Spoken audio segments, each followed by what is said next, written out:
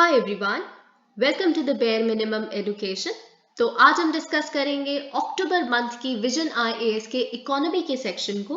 देखिए, ये जो अक्टूबर मंथ का इकोनॉमी का सेक्शन आया है वो बहुत ही ज़्यादा डिफिकल्ट और बहुत ही ज़्यादा हैवी ऑन इकोनॉमिक टर्म्स है। तो इसीलिए जो भी चीज़ें आप यहाँ पे पढ़ेंगे वो आपको बहुत ही ज़्यादा टाइम लगेगा उनको समझने में और साथ ही में काफ़ी डिफिकल्टी होगी। Hence I have come up with this video. बहुत सारी ऐसी टर्म्स हैं, क्या डिफरेंस है ई रुपी और सीबीडीसी के बीच में, यानी कि सेंट्रल बैंक डिजिटल करेंसी के बीच में। कैसे कोई भी रेम्यूनरेशन आपको सीबीडीसी पे नहीं मिलेगी। क्या होता है impossible Trinity of open economy, कैसे आप इस ट्रिनिटी के अंदर आप कैसे तीन चीजें कभी भी एक ओपन इकोनॉमी कभी मेंटेन नहीं कर सकती। Free capital flows, fixed exchange rate और ऑटोनोमस मॉनेटरी पॉलिसी। अभी बहुत ज्यादा डिफिकल्ट लग रहा है आपको एग्जाम्पल्स के एग्जाम्पल्स के माध्यम से जब समझाया जाएगा, हर चीज would actually become a cake walk for you.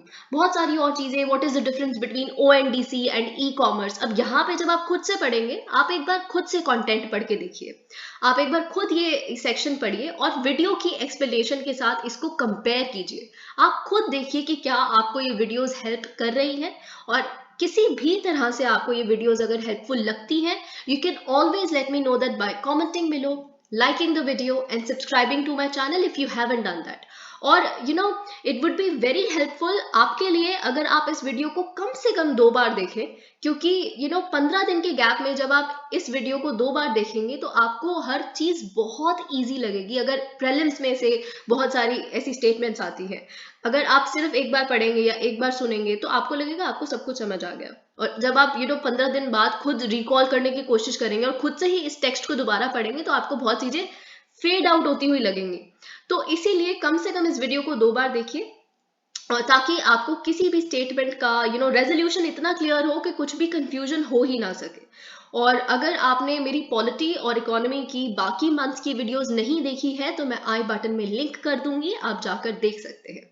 Okay, तो पहला जो हम टॉपिक डिस्कस कर रहे हैं, सेंट्रल बैंक डिजिटल करेंसी। तो आपको ये बात पता है, हम बहुत बार न्यूज़पेपर्स में भी देख चुके हैं। हम सब कुछ डिस्कस करेंगे, क्या होता है टोकन बेस्ड, अकाउंट बेस्ड, क्या डिफरेंस है रिटेल में, होलसेल में, हर चीज। लेकिन उससे पहले कुछ बहुत बेसिक चीजें जो पेपर में भी आ सकती हैं। तो देखिए, आपको ये बात पता है, आरबीआई ने एक पायलट प्रोजेक्ट चलाया है जिसके माध्यम से वो सीबीडीसी यानी कि सेंट्रल बैंक डिजिटल करेंसी के लॉन्च को टेस्ट कर रहे हैं, एक क्लोज्ड एक्सपेरिमेंट के माध्यम से। ठीक है, पायलट बेसिस पे। और इसीलिए बेसिकली उन्होंने कॉन्सेप्ट नोट भी जारी किया है ताकि वो अवेयरनेस फैला सके that what is the concept of CBDC, what actually is CBDC, is it crypto currency, is it like Paytm money, what is it तो ये सारी बेसिकली चीजें उन्होंने निकाली हैं। क्या ऑब्जेक्टिव्स हैं, क्यों सेंट्रल बैंक जो है इंटरेस्टेड है सीबीडीसी में, क्यों रिलीज करना चाहती है, किस तरह की चॉइसेस आपको मिलेगी, कितने फॉर्म्स ऑफ सीबीडीसी हैं, क्या बेनिफिट्स होंगे और रिस्क भी क्या होंगे। लेकिन और साथ ही में देखिए, ये बात आपको पता होनी चाहिए कि ये जो डिजिटल रुपी है, इसको ई रुपी कहा गया है, डिजिटल रुपी। ठीक है, तो आप रुपी की स्पेलिंग यहाँ पे नोट कर लीजिए, वही रुपी है जो हम रुपी के लिए लिखते हैं। मैं आपको क्यों बोल रही हूँ अभी आपको समझ आ जाएगा, क्योंकि एक ई रुपी और है। यहाँ पे ई रुपी, ई के साथ रुपी का साइन बना हुआ है, वो ई रुपी RUPI वाला ई रुपी है। आप समझ गए होंगे, ये अभी 1 साल पहले ही कैशलेस एक माध्यम के लिए रिलीज किया गया था वाउचर के फॉर्म में सरकार द्वारा। अभी हम इसके बीच में डिफरेंस देखेंगे क्योंकि ये डेफिनेटली आपके लिए इंपॉर्टेंट है। ओके, तो क्योंकि ये डिजिटल रुपी है तो एक अमेंडमेंट भी करी जाएगी आरबीआई एक्ट 1934 में, जिसके माध्यम से ये डिजिटल रुपी जो है इसको बैंक नोट की डेफिनेशन में इंक्लूड किया जाएगा। देखिए, ये बात आपको पता है कि बैंक नोट्स छापने का जो एक्सक्लूसिव डोमेन है, प्रिविलेज है, वो आरबीआई के पास है, हमारे सेंट्रल बैंक के पास है। लेकिन अगर जैसे कॉइन्स हैं, वो केंद्रीय सरकार यानी कि सेंट्रल गवर्नमेंट मिंट करती है जो कॉइन्स होते हैं, और ₹1 का जो नोट है वो सेंट्रल गवर्नमेंट प्रिंट करता है। तो ये कुछ बेसिक डिफरेंसेस भी आपको पता होने चाहिए। अब देखिए, यहाँ पे हमने ई रुपी डिजिटल रुपी देख लिया। अब यहाँ पे हमें इसको देखना है ये कैसे डिफरेंट है ई रुपी के, जैसे आप यहाँ देख सकते हैं ई रुपी से कैसे डिफरेंस है। तो देखिए, e rupee is very different from CBDC, क्योंकि क्या है, इट वाज सबसे पहले तो जो हम CBDC है, सेंट्रल बैंक डिजिटल करेंसी है, तो RBI ही इसको लॉन्च कर रहा है, RBI ही इसे प्रिंट करेगा। लेकिन ई-रुपी किसने लॉन्च किया था? NPCI ने, national payments corporation of India ने, ठीक है। किसके एसोसिएशन में? Department of financial services, national health authority, ministry of health and family welfare and partner banks के एसोसिएशन में। अब आप सोच रहे होंगे यहाँ पे हेल्थ डिपार्टमेंट कहाँ से आ गया, है ना, ये तो फाइनेंशियल सर्विसेज चलते चलते whereas ministry of health come from. Okay, तो बेसिकली अब आपको ये बात पता चलेगी कहाँ से आ गया। ये एक पर्सन और purpose specific digital payment solution है, जिसको बेसिकली वैक्सीनेशन के लिए जो प्राइवेट जगहों से वैक्सीनेशन करवाए रहे हैं उनके लिए बेसिकली ये वाउचर लॉन्च किए गए थे। तो मैं आपको बताती हूँ how does it actually work, ताकि आपको ये समझ आ जाए कि ये प्रीपेड जो वाउचर है वो कैसे वर्क करता है एक कैशलेस और कॉन्टैक्टलेस डिजिटल पेमेंट के लिए। क्योंकि ना ही तो इसमें आपको कार्ड चाहिए, ना इसमें आपको कोई ऐप चाहिए, ना ही कोई इंटरनेट बैंकिंग एक्सेस चाहिए। तो फिर आप होगा कैसे? क्या है ये ई-रुपी, ठीक है। तो आप सपोज कीजिए कि आप एक बेनिफिशियरी हैं, आपको वैक्सीनेशन लगवानी है, ओके, और सरकार बेसिकली आपको क्या करेगी? आपके फोन पे एक SMS भेजेगी या एक QR कोड भेजेगी, ठीक है। तो आप क्या करेंगे? आप ये SMS या ये QR कोड उस मर्चेंट को दिखाएंगे जिसके पास जहां भी आपने वैक्सीनेशन के लिए पेमेंट करनी है, जैसे भी, ठीक है। तो फिर वो क्या करेंगे? वो आपको आपका ये QR कोड, आपका SMS स्कैन कर लेंगे, ठीक है। और फिर आपके ही नंबर पे, क्योंकि आप बेनिफिशियरी हैं, एक वेरिफिकेशन कोड भेजा जाएगा। तो जैसे ही वेरिफिकेशन कोड आप मर्चेंट के साथ शेयर करेंगे, वैसे ही आपकी पेमेंट सक्सेसफुल हो जाएगी, क्योंकि उसमें तो ऑलरेडी पैसे भरे हुए हैं। It is a prepaid voucher. Okay, I hope you understand this. तो इसीलिए क्या हुआ? पर्सन स्पेसिफिक, क्योंकि आप बेनिफिशियरी थे तो आप ही को वाउचर मिला। पर्पस स्पेसिफिक, वैक्सीनेशन के लिए ही, मतलब अगर आपको वैक्सीनेशन के लिए वाउचर दिया गया है तो आप जाके इससे राशन नहीं खरीद सकते, ठीक है। You can not redeem it for any other purpose, alright. तो आई होप आपको इससे ये डिफरेंस पता चल गया। CBDC तो बिल्कुल ही अलग है, इसके कैरेक्टरिस्टिक फीचर्स अगर हम देखें, इट इज कंप्लीटली डिफरेंट, ठीक है। तो देखिए, जैसे बैंक नोट होते हैं ना आपके, जैसे आप नोट्स यूज करते हैं, बिल्कुल वैसा ही होगा CBDC, पर वो डिजिटल फॉर्म में होगा। तो इसके लिए देखिए, अगर जो पायलट प्रोजेक्ट चलाया गया, इसमें 9 प्रोमिनेंट बैंक्स को आइडेंटिफाई किया जो इसमें पार्टिसिपेट करेंगे। State bank of India, bank of Baroda, union bank of India, HDFC bank, ICICI bank, Kotak Mahindra, yes bank, IDFC first bank, HSBC। तो ये बेसिकली कर्सरी एक आपको थोड़े से नाम पता होने चाहिए।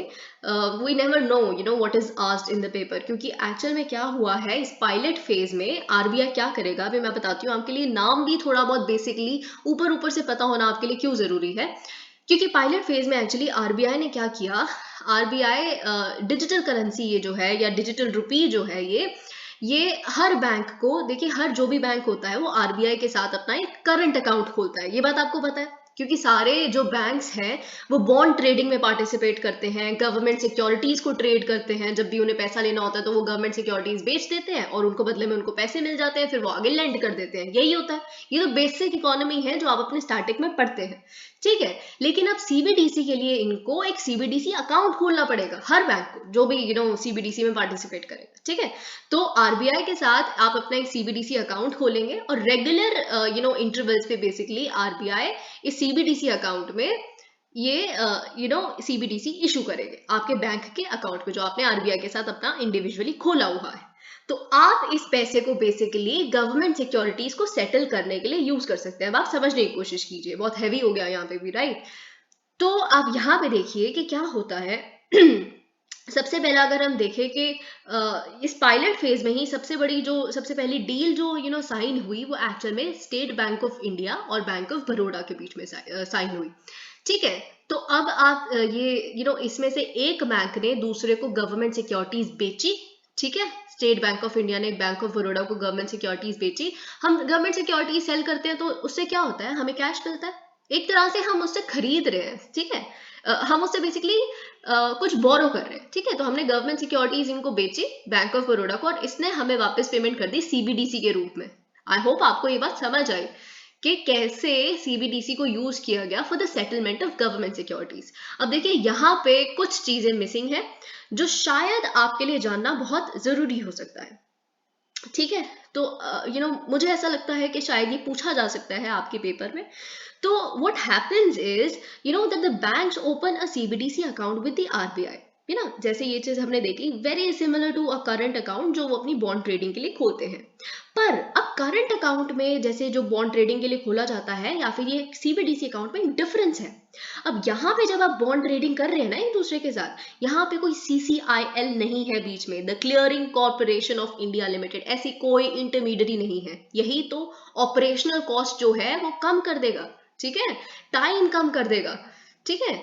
अब समझने की कोशिश कीजिए, जो RBI का एक ऑब्जेक्टिव है वो यही है कि बीच में कोई भी काउंटर पार्टी ना हो CCIL की तरह, जो रेगुलर सेकेंडरी मार्केट ट्रेडिंग के लिए होती है। अब यहाँ पे एक और चीज आपको याद रखनी है कि यहाँ पे जो पायलट फेज में हुआ है वो सेकेंडरी मार्केट ट्रेडिंग हुई है। सेकेंडरी मार्केट आप जानते हैं ऑलरेडी, ये भी बहुत बेसिक इकोनॉमी है आपकी, जहाँ पे सेकेंडरी मार्केट क्या होती है, जहाँ पे जो ऑलरेडी बॉन्ड्स या शेयर्स आप ओन करते हैं, ठीक है, जो ऐसा नहीं है कि फ्रेश इशू हुआ है किसी बॉन्ड का, नहीं, वो बॉन्ड्स आप ओन करते हैं ऑलरेडी, फिर आपने उसी को दोबारा बेचा है या खरीदा है, ऐसा होता है, ठीक है। तो इट इज वो चीज, the things you own you trade them, okay, not a fresh release और फ्रेश इशू ऑफ समथिंग। तो यहाँ पे बेसिकली CBDC के लिए जो बैंक है वो एक दूसरे बैंक के साथ डायरेक्टली ट्रेड करता है। CCIL जैसा कोई भी काउंटर पार्टी नहीं होती। तो मतलब जैसी आपने डिलीवरी की वैसे ही आपके बैंक में पेमेंट आ गई, आपको उसने पेमेंट कर दी CBDC के माध्यम से। तो ये बेसिकली सेटलमेंट T+0 सेटलमेंट है, ठीक है। तो बाकी जितनी भी GSEC trading, bond trading banks के बीच में होती है, जो एक दूसरे से ये लोग बोरो करके फिर दूसरों को, हमारे जैसे लोगों को लेंड करते आएंगे, वो T+1 होती है, क्योंकि ट्रेडिंग के साथ एक CCIL भी इन्वॉल्व है, लेकिन यहाँ पे T+0 है। आई होप आपको ये बात याद रहेगी, ठीक है। It will reduce transaction cost, बहुत सारी ऑपरेशनल कॉस्ट कम आ जाएगी, टाइम कम हो जाएगा। तो आई होप ये बात आपको समझ आ गई। ओके, अब हम देखते हैं बेसिकली यहाँ क्या लिखा है। ओके, तो देखिए दो तरह के CBDC में भी introduce, CBDC retail, CBDC wholesale. अब देखिए कई लोग समझते हैं कि CBDC रिटेल और CBDC जो टोकन बेस्ड है वो सेम है। नहीं, सेम नहीं है। वो अलग बात है कि रिटेल पर्पस के लिए टोकन बेस्ड ही सरकार को, सेंट्रल बैंक को बेसिकली सही लगा है, तो इसीलिए रिटेल में टोकन बेस्ड यूज किया जाएगा। अभी हम समझेंगे कैसे, ठीक है। तो CBDC रिटेल, अब रिटेल से तो आपको पता चल गया, हमारे जैसे लोग छोटे छोटे जो कामों के लिए यूज किया जाएगा, private sector, non financial consumers, businesses, ठीक है, छोटे मोटे ऐसे ट्रांजैक्शंस के लिए CBDC रिटेल यूज किया जाएगा। अब CBDC होलसेल क्या होता है, इसको रिस्ट्रिक्टेड एक्सेस के लिए फिनेंशियल इंस्टीट्यूशंस, बैंक्स बड़े बड़े, या फिर क्रॉस बॉर्डर जो ट्रांजैक्शंस होगी उसके लिए यूज किया जाएगा, ठीक है। तो जैसे अभी हम रशिया के साथ चाहते हैं कि डील करें, तो रशिया के साथ भी देख सकते हैं, पर अभी इसके बारे में, होलसेल के बारे में हमें सिर्फ बैंक टू बैंक वाली चीज ही पता है, ठीक है, कि उसके लिए यूज किया जाएगा। अब E-Rupee can be structured as token based और अकाउंट बेस्ड। तो अब देखिए टोकन बेस्ड जो है वो बिल्कुल जैसे हमारे बैंक नोट्स होते हैं, बिल्कुल उस तरह से होंगे। तो इसीलिए हम, क्योंकि रिटेल सेक्टर में आते हैं, तो इसीलिए टोकन बेस्ड हमारे लिए सेंट्रल बैंक को लगा कि बिल्कुल सही है, इसीलिए रिटेल के लिए टोकन बेस्ड यूज किया जा रहा है। अगर आप सोचिए हमारे जैसे लोगों के लिए अकाउंट बेस्ड सिस्टम हो, तो फिर उसको मेंटेन भी करवाना है, ठीक है, बीच में कोई इंटरमीडियरी भी आ जाएगी, बहुत दिक्कतें हैं इस बैलेंस को मेंटेन करना, कितनी ट्रांजैक्शन हुई है इसको मेंटेन करना, ये बहुत दिक्कत हो जाएगी। इसीलिए सेंट्रल बैंक को लगा कि रिटेल सेक्टर के लिए टोकन बेस्ड सही है, इसीलिए हम रिटेल सेक्टर में टोकन बेस्ड यूज करेंगे, ठीक है। तो ये चीज तो टोकन बेस में क्या होगा, जैसे आपके पास अगर 100 रुपए का नोट है तो वो आपका है ना, यही होता है ना। तो वही बेसिकली CBDC टोकन बेस में होगा। अगर आपके पास वो टोकन है CBDC का, तो मतलब आप उसके ओनर हो at that given point in time. Okay, तो यही चीज अकाउंट बेस्ड सिस्टम में क्या होता है, अकाउंट बेस्ड सिस्टम में आपको पूरा रिकॉर्ड रखना पड़ेगा, इन द सेंस क्या बैलेंस है, कितना गया, कितना आया, फिर अभी कितना बचा हुआ है। तो ये बेसिकली अकाउंट बेस्ड सिस्टम होगा। अकाउंट बेस्ड सिस्टम को होलसेल के लिए यूजुअली यूज किया जाएगा, जो इंटर बैंक ट्रांजैक्शंस होंगी उसके लिए, ठीक है। तो principal of managed anonymity of small value. Okay, तो ये चीज यहीं पे है, अनोनिमिटी ऑफ स्मॉल वैल्यू, यानी कि वही होता है फिजिकल कैश के केस में भी। अगर आप छोटे मोटे ऐसे कोई बाहर से कुछ पिज्जा लेने गए या कुछ ऐसे गए, उसके लिए पेमेंट की, तो वो तो अनोनिमिटी है, उसमें तो कोई आपको ट्रेस करने के लिए कोशिश भी नहीं करेगा, आपके डेली यूज के खर्चे हैं। पर अगर कोई बहुत हाई वैल्यू ट्रांजैक्शन हुई जो अकाउंट बेस में रखी जाएगी, उसमें अनोनिमिटी नहीं होगी, ठीक है। So it is principle of managed anonymity. More और लेस टोकन बेस्ड के लिए अनोनिमिटी होगी, उसमें भी कम ट्रांजैक्शंस के लिए, पर अकाउंट बेस्ड में तो of course there has to be some record keeping, maintenance and all those things.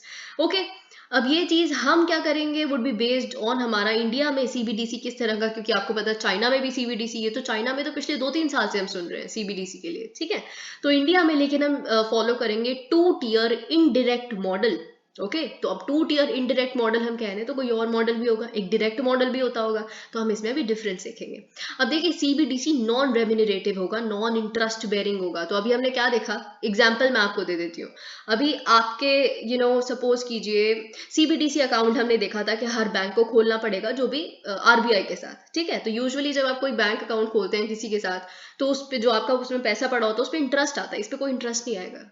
आपके कोई 100 रुपए आपके घर पे अगर तिजोरी में पड़े हैं तो उस पर कोई इंटरेस्ट आता है नहीं ना। जब हम कह रहे हैं ये बिल्कुल बैंक अकाउंट की तरह है, बैंक नोट की तरह है, तो जब उस पर कोई इंटरेस्ट नहीं आता तो इस पर भी कोई इंटरेस्ट नहीं आएगा। It is non interest bearing, it is non remunerative, कोई रेम्यूनरेशन नहीं मिलेगी इस पर आपको। ओके, तो अब हम देख लेते हैं कि पूरे ग्लोब में सीबीडीसी मैनेजमेंट इशुएंस कौन से मॉडल्स के माध्यम से किया जाता है।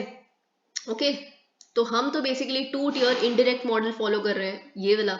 तो सिंगल टियर मॉडल क्या होता है, सिंगल टियर डायरेक्ट मॉडल क्या होता है, जिसमें सेंट्रल बैंक ही मैनेज करता है हर एस्पेक्ट सीबीडीसी सिस्टम का। इशू वो करेंगे, अकाउंट कीपिंग वो देखेंगे, ट्रांजैक्शन वेरीफाई वो करेंगे। लेकिन 2 tier मॉडल में, इंटरमीडिएट मॉडल में 2 हो गए ना, यहाँ पे सिंगल यानी कि एक ही है करता धरता जो हमारा सेंट्रल बैंक है और फिर आप हो, तो ये चीज। लेकिन 2 tier में बीच में कुछ आ जाता है, ठीक है। तो ये होगा सेंट्रल बैंक और कोई साथ में सर्विस प्रोवाइडर जो होता है, वो अपना अपना रोल, रिस्पेक्टिव रोल प्ले करते हैं। तो अब इसमें भी फर्दर 2 मॉडल है, हाइब्रिड मॉडल है, इनडायरेक्ट मॉडल है। तो इनडायरेक्ट मॉडल में क्या होगा कि CBDC obligation to provide CBDC is on the intermediary and central bank would track only the wholesale CBDC balances of the intermediaries। यानी कि अब इसमें बैंक आ गए, ठीक है, बीच में बैंक आ गए, एक इंटरमीडियरी है बैंक। तो अब सीबीडीसी को बेसिकली प्रोवाइड हम जैसे लोगों को कौन करेगा, हमारा इंटरमीडियरी यानी कि बैंक। अब सेंट्रल बैंक सिर्फ और सिर्फ जो बैंक का बैलेंस है सीबीडीसी का, कितना रह गया, कितना ट्रांजैक्शन हुई, ये सब उसका रिकॉर्ड देखेगा, सुपरवाइज करेगा आरबीआई।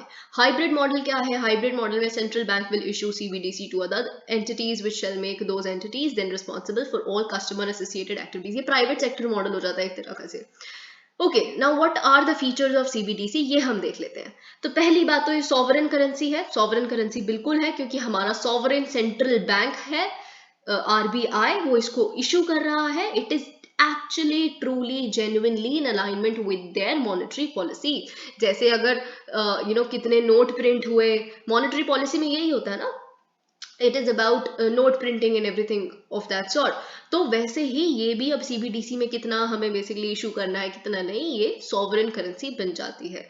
अब देखिए, ये बात मैं आपको बहुत बार बता चुकी हूँ। जब आप सपोज कीजिए आप एक 2000 का नोट अपने दिमाग में इमेजिन कीजिए, आपके पास है तो उसको उठा के देखिए, कोई भी नोट उठा के देखिए, तो उस पे, उस बैंक नोट पे एक बात लिखी हुई है that I RBI governor promise to pay you this much money. उस नोट की कोई वैल्यू नहीं है अगर उस पर ये प्रॉमिस नहीं लिखा हुआ, ठीक है। तो प्रॉमिस कौन कर रहा है कि हम कितने रुपए आपको दे रहे हैं, आरबीआई गवर्नर, यानी कि आरबीआई प्रॉमिस कर रहे हैं। तो लायबिलिटी किसकी है उस बैंक नोट की, आरबीआई की। तो वैसे ही जब सीबीडीसी एक सॉवरेन करेंसी है जिसको हमारे सेंट्रल बैंक इशू कर रहे हैं, तो उनकी लायबिलिटी डायरेक्ट, जैसे बैंक नोट की डायरेक्ट लायबिलिटी हमारे आरबीआई के पास है, वैसे ही इसकी डायरेक्ट लायबिलिटी आरबीआई पे होती है।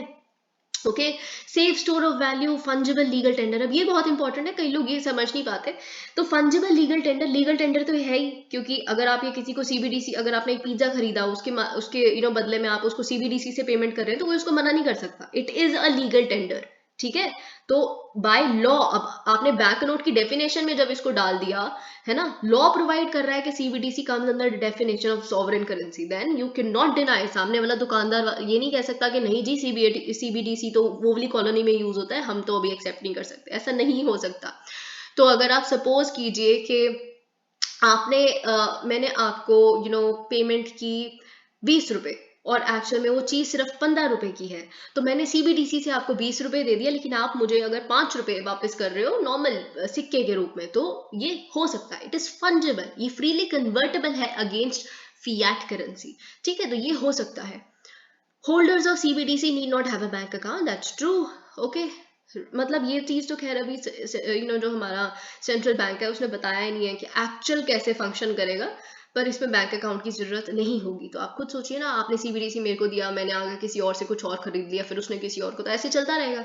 Records are maintained using a distributed ledger technology like blockchain. अब यही सिमिलैरिटी है सिर्फ और सिर्फ बिटकॉइन और सीबीडीसी में, कि दोनों ही ब्लॉकचेन टेक्नोलॉजी से ही दोनों का रिकॉर्ड कीपिंग होगा। ओके, इसकी बजाय पॉसिबल ही नहीं है ना। तो okay, about central bank digital currency, तो लीगल टेंडर इसको हमने देख लिया। It is pegged to the value of the current countries. अब देखिए, इसको फिक्स किया गया है कि जैसे अगर कोई 10 रुपए का नोट है, तो 10 रुपए का अगर सीबीडीसी है, तो वो उतना ही वैल्यू करेगा जितना 10 रुपए का आपका फिजिकल कैश वैल्यू करता है। And adds digital form to the existing physical form of a bank note, finance bill 2022। Okay, यही सारी चीजें यहाँ पे लिखी है। सिर्फ coins under the coinage act 2011 ₹1 का नोट है वो केंद्रीय सरकार इशू करती है, बाकी सोल राइट है बैंक नोट्स इशू करने का आरबीआई के पास। ये सब कुछ हम देख चुके हैं। ये मनी क्या होता है, करेंसी क्या होता है, लीगल टेंडर क्या होता है, फिएट करेंसी क्या होता है, ये आप खुद देखिए, इसमें कुछ है भी नहीं है। ठीक है, तो क्योंकि हमें बहुत सारी और चीजें देखनी है। Rational for introducing CBDC in India. अब क्यों हम इंट्रोड्यूस कर रहे हैं, क्योंकि हमें कॉस्ट जो एसोसिएटेड है फिजिकल कैश मैनेजमेंट के साथ, हमें, अब देखिए आप खुद सोचिए, जो मनी प्रिंट किया जाता है, जो इतना सारा कैश प्रिंट किया जाता है, उसमें बहुत पैसा लगता है। प्रिंटिंग मशीन्स होती है, बहुत पैसा लगता है। ठीक है, तो हम देखें 4900 करोड़ रुपए 2020-21 में लगे हैं, तो ये इतना सारा कॉस्ट है ना। प्रिंट हो रहा है, इलेक्ट्रिसिटी फूक रही है, इन्वायरमेंट को आप नुकसान पहुंचा रहे हैं। ESG जो कॉस्ट है, environmental social and governance cost, वो भी कम आ जाएगी करेंसी मैनेजमेंट के साथ साथ। ठीक है, it reduces operational cost. Operational cost हमने देख लिया अभी कि कैसे रिड्यूस हो जाएगी। CCIL है नहीं है बीच में, बहुत सारी और चीजें, ऑपरेशनल टाइम भी रिड्यूस हो जाएगा। To further the cause of digitalisation to achieve a less cash economy, cashless economy में एक हम कदम रख रहे हैं।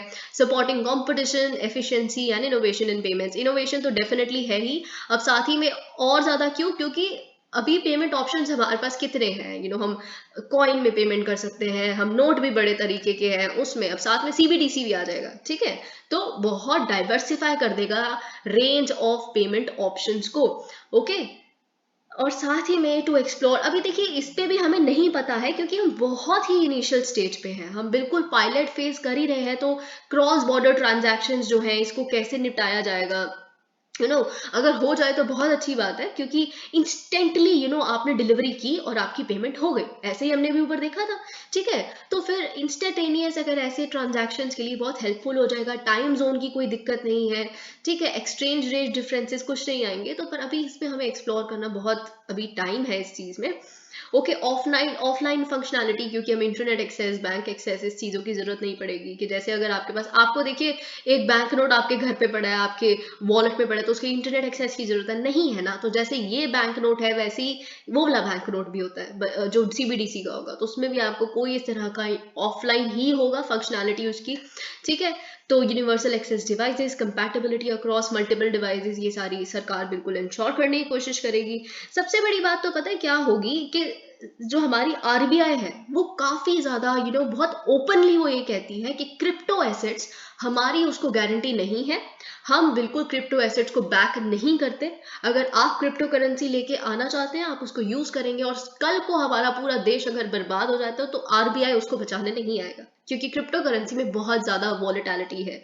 तो क्रिप्टो करेंसी से रिलेटेड केंद्रीय सरकार भी काफी ज्यादा एप्रीहेंसिव है उसको लेके, हमारा आरबीआई भी बहुत एप्रीहेंसिव है। तो जब सब इतने ज्यादा डरे ही हुए हैं क्रिप्टो को लेके, तो ठीक है, कुछ सेफर वो अपनी तरफ से ले आए। देखिए, अच्छा, मतलब आप अगर कुछ चाहते ही हैं, तो trust in CBDC, pose your trust in CBDC, that's the solution. तो ये चीज बेसिकली सेंट्रल बैंक ने करने की कोशिश की है। ओके, तो अब देखिए 90% जो सेंट्रल बैंक्स हैं इस दुनिया के, वो किसी ना किसी तरीके के सीबीडीसी के काम में जुटे हुए हैं। हमने देखा चाइना, साउथ कोरिया, ये हर कोई अभी पायलट स्टेज पे है, अब तो भारत भी हो गया है। ठीक है, तो सबसे पहला अगर हम सीबीडीसी की बात करें, कुछ कंट्रीज ने तो लॉन्च भी कर दिया है। बहामियन सैंड डॉलर है, 2020 में ये लेके आए थे। फिर जमाइका का जैमडेक्स लेटेस्ट है ये। ठीक है, अब सीबीडीसी क्या नहीं है, ठीक है, तो ये बहुत इंपॉर्टेंट है आपके लिए कि सीबीडीसी ना ही ई रुपी है RUPI, ना ही सीबीडीसी क्रिप्टो है, ठीक है, ना ही सीबीडीसी मोबाइल मनी है। तो ये बात आपको पता होनी बहुत जरूरी है कि ये पेटीएम जैसा नहीं काम करेगा। तो what CBDC is not is something very important for you. It can of course, अब तो जो GS3 में क्वेश्चंस आते हैं वो भी काफी स्टैटिक से आने लग पड़े हैं, तो फिर आप सोचते ही रह जाते हैं कि यार हमें तो लगता था सिर्फ और सिर्फ करंट आता है, सब तो यही कहते थे। तो जो सब कहते थे, UPSC knows it, UPSC also watches these topper talks and it also notes down कौन क्या कहता है कि ये ट्रिक फॉलो कर लो। साइंस एंड टेक में डी ही ऑप्शन होता है, ये सब यूपीएससी देखती है हर साल, और अब तो बहुत देखने लग पड़ी है 2020 के बाद से। तो ध्यान में रखिए कि हर चीज प्रिपेयर कीजिए। तो CBDC is definitely not mobile money. CBDC is different from all other existing digital money systems like UPI, other payment wallets, card payments, electronic fund transfers. ये सबसे different है। ओके, तो कैसे डिफरेंट है हम ये देख लेते हैं। सबसे पहले तो एक नया पेमेंट इंस्ट्रूमेंट आ रहा है, जैसे बैंक नोट है उसी का एक डिजिटल फॉर्म आ रहा है। तो अब बैंक नोट का डिजिटल फॉर्म थोड़ा ना होता है, आप तो उसमें बस पेमेंट कर देते हैं। सबसे बड़ी बात जो आपको ये बात पता होनी चाहिए कि आपने सपोज कीजिए अब यूपीआई से पेमेंट कर रहे हैं। अब यूपीआई की पेमेंट कहाँ से आ रही है? आपके बैंक अकाउंट में से तो आप लिंक करते हैं ना, वहां से पेमेंट होती है। तो यूपीआई पेमेंट की मैं एग्जांपल ले रही हूँ, एक यूपीआई पेमेंट की लायबिलिटी कहाँ है? हमारे कमर्शियल बैंक के ऊपर लायबिलिटी है, क्योंकि कमर्शियल बैंक के पास हमारा डिपॉजिट पड़ा है हमारे अकाउंट पे, उस डिपॉजिट में से वो कुछ पैसा दे देती है, ठीक है, वो जिससे आप अपने किसी दोस्त वगैरह जिसको पेमेंट करनी है करते हैं। लेकिन यहाँ पे डायरेक्ट लायबिलिटी सेंट्रल बैंक के ऊपर है, because it is the primary issuer of the currency.